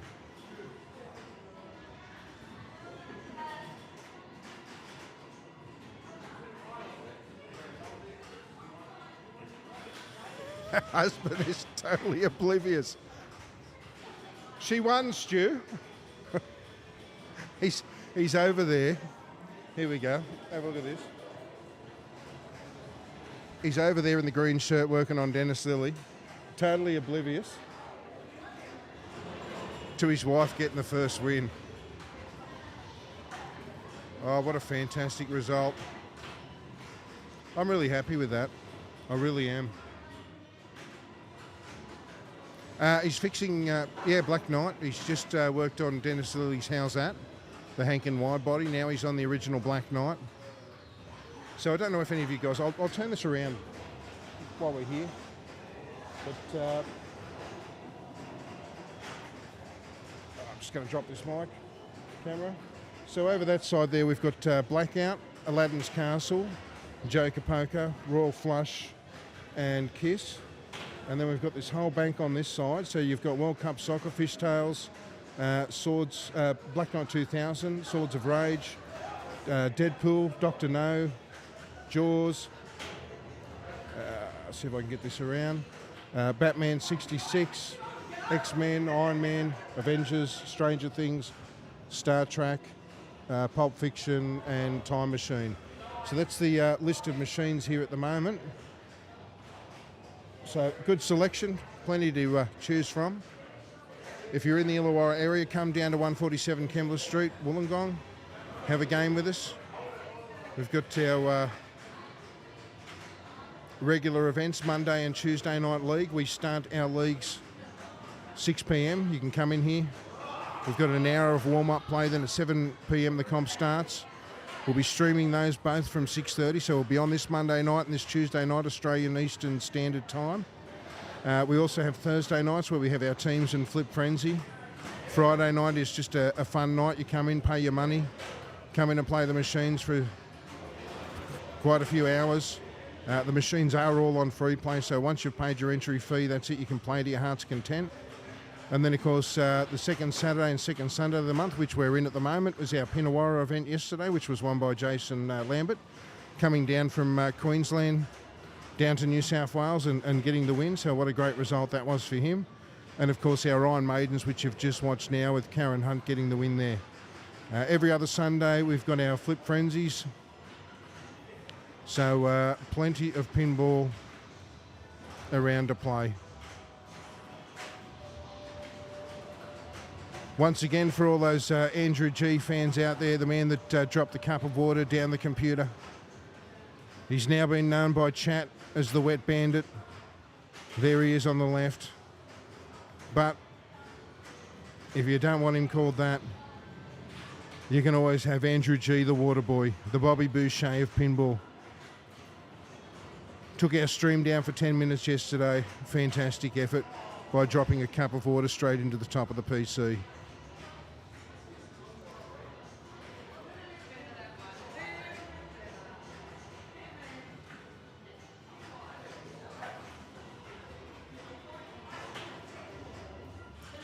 So there we have it, our maidens.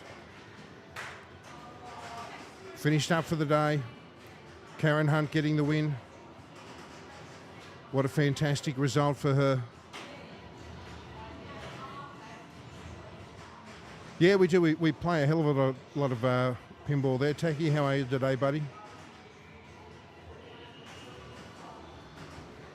I hope you enjoyed the Wet Bandit and the Waterboy pictures there. I know you were part of the great hassle yesterday when he came back on stream after his fantastic effort. But yeah, we'll be back tomorrow night for Monday Night League. Back for Tuesday Night League. I'll be playing Monday and also commentating, so I'll do double duties that night. Tuesday night I'll just be on the mic. And then I get a break. I get a break then till the next Monday and Tuesday, so nothing else on the stream for the rest of that week. We might actually get some other pinball content up there through the week. We'll see how we go. But always a bit of fun there. Gail and Sierra just having a playoff at the moment.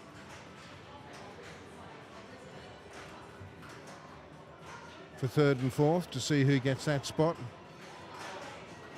Once they do that, I think they'll have the presentations. Oh yes, we definitely had fun with that. There's G on the left.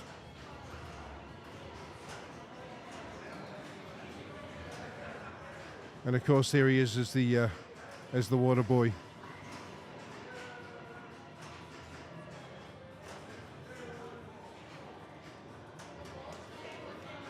We're always like that. We love a good stir here, we love a good laugh. If anyone does anything silly, we're always there to remind each other about it. One thing about this club is that having fun at each other's expense is always paramount and always top of the order there.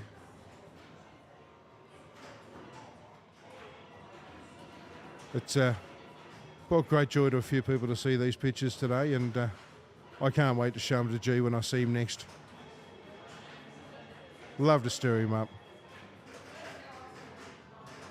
He's an absolutely wonderful guy.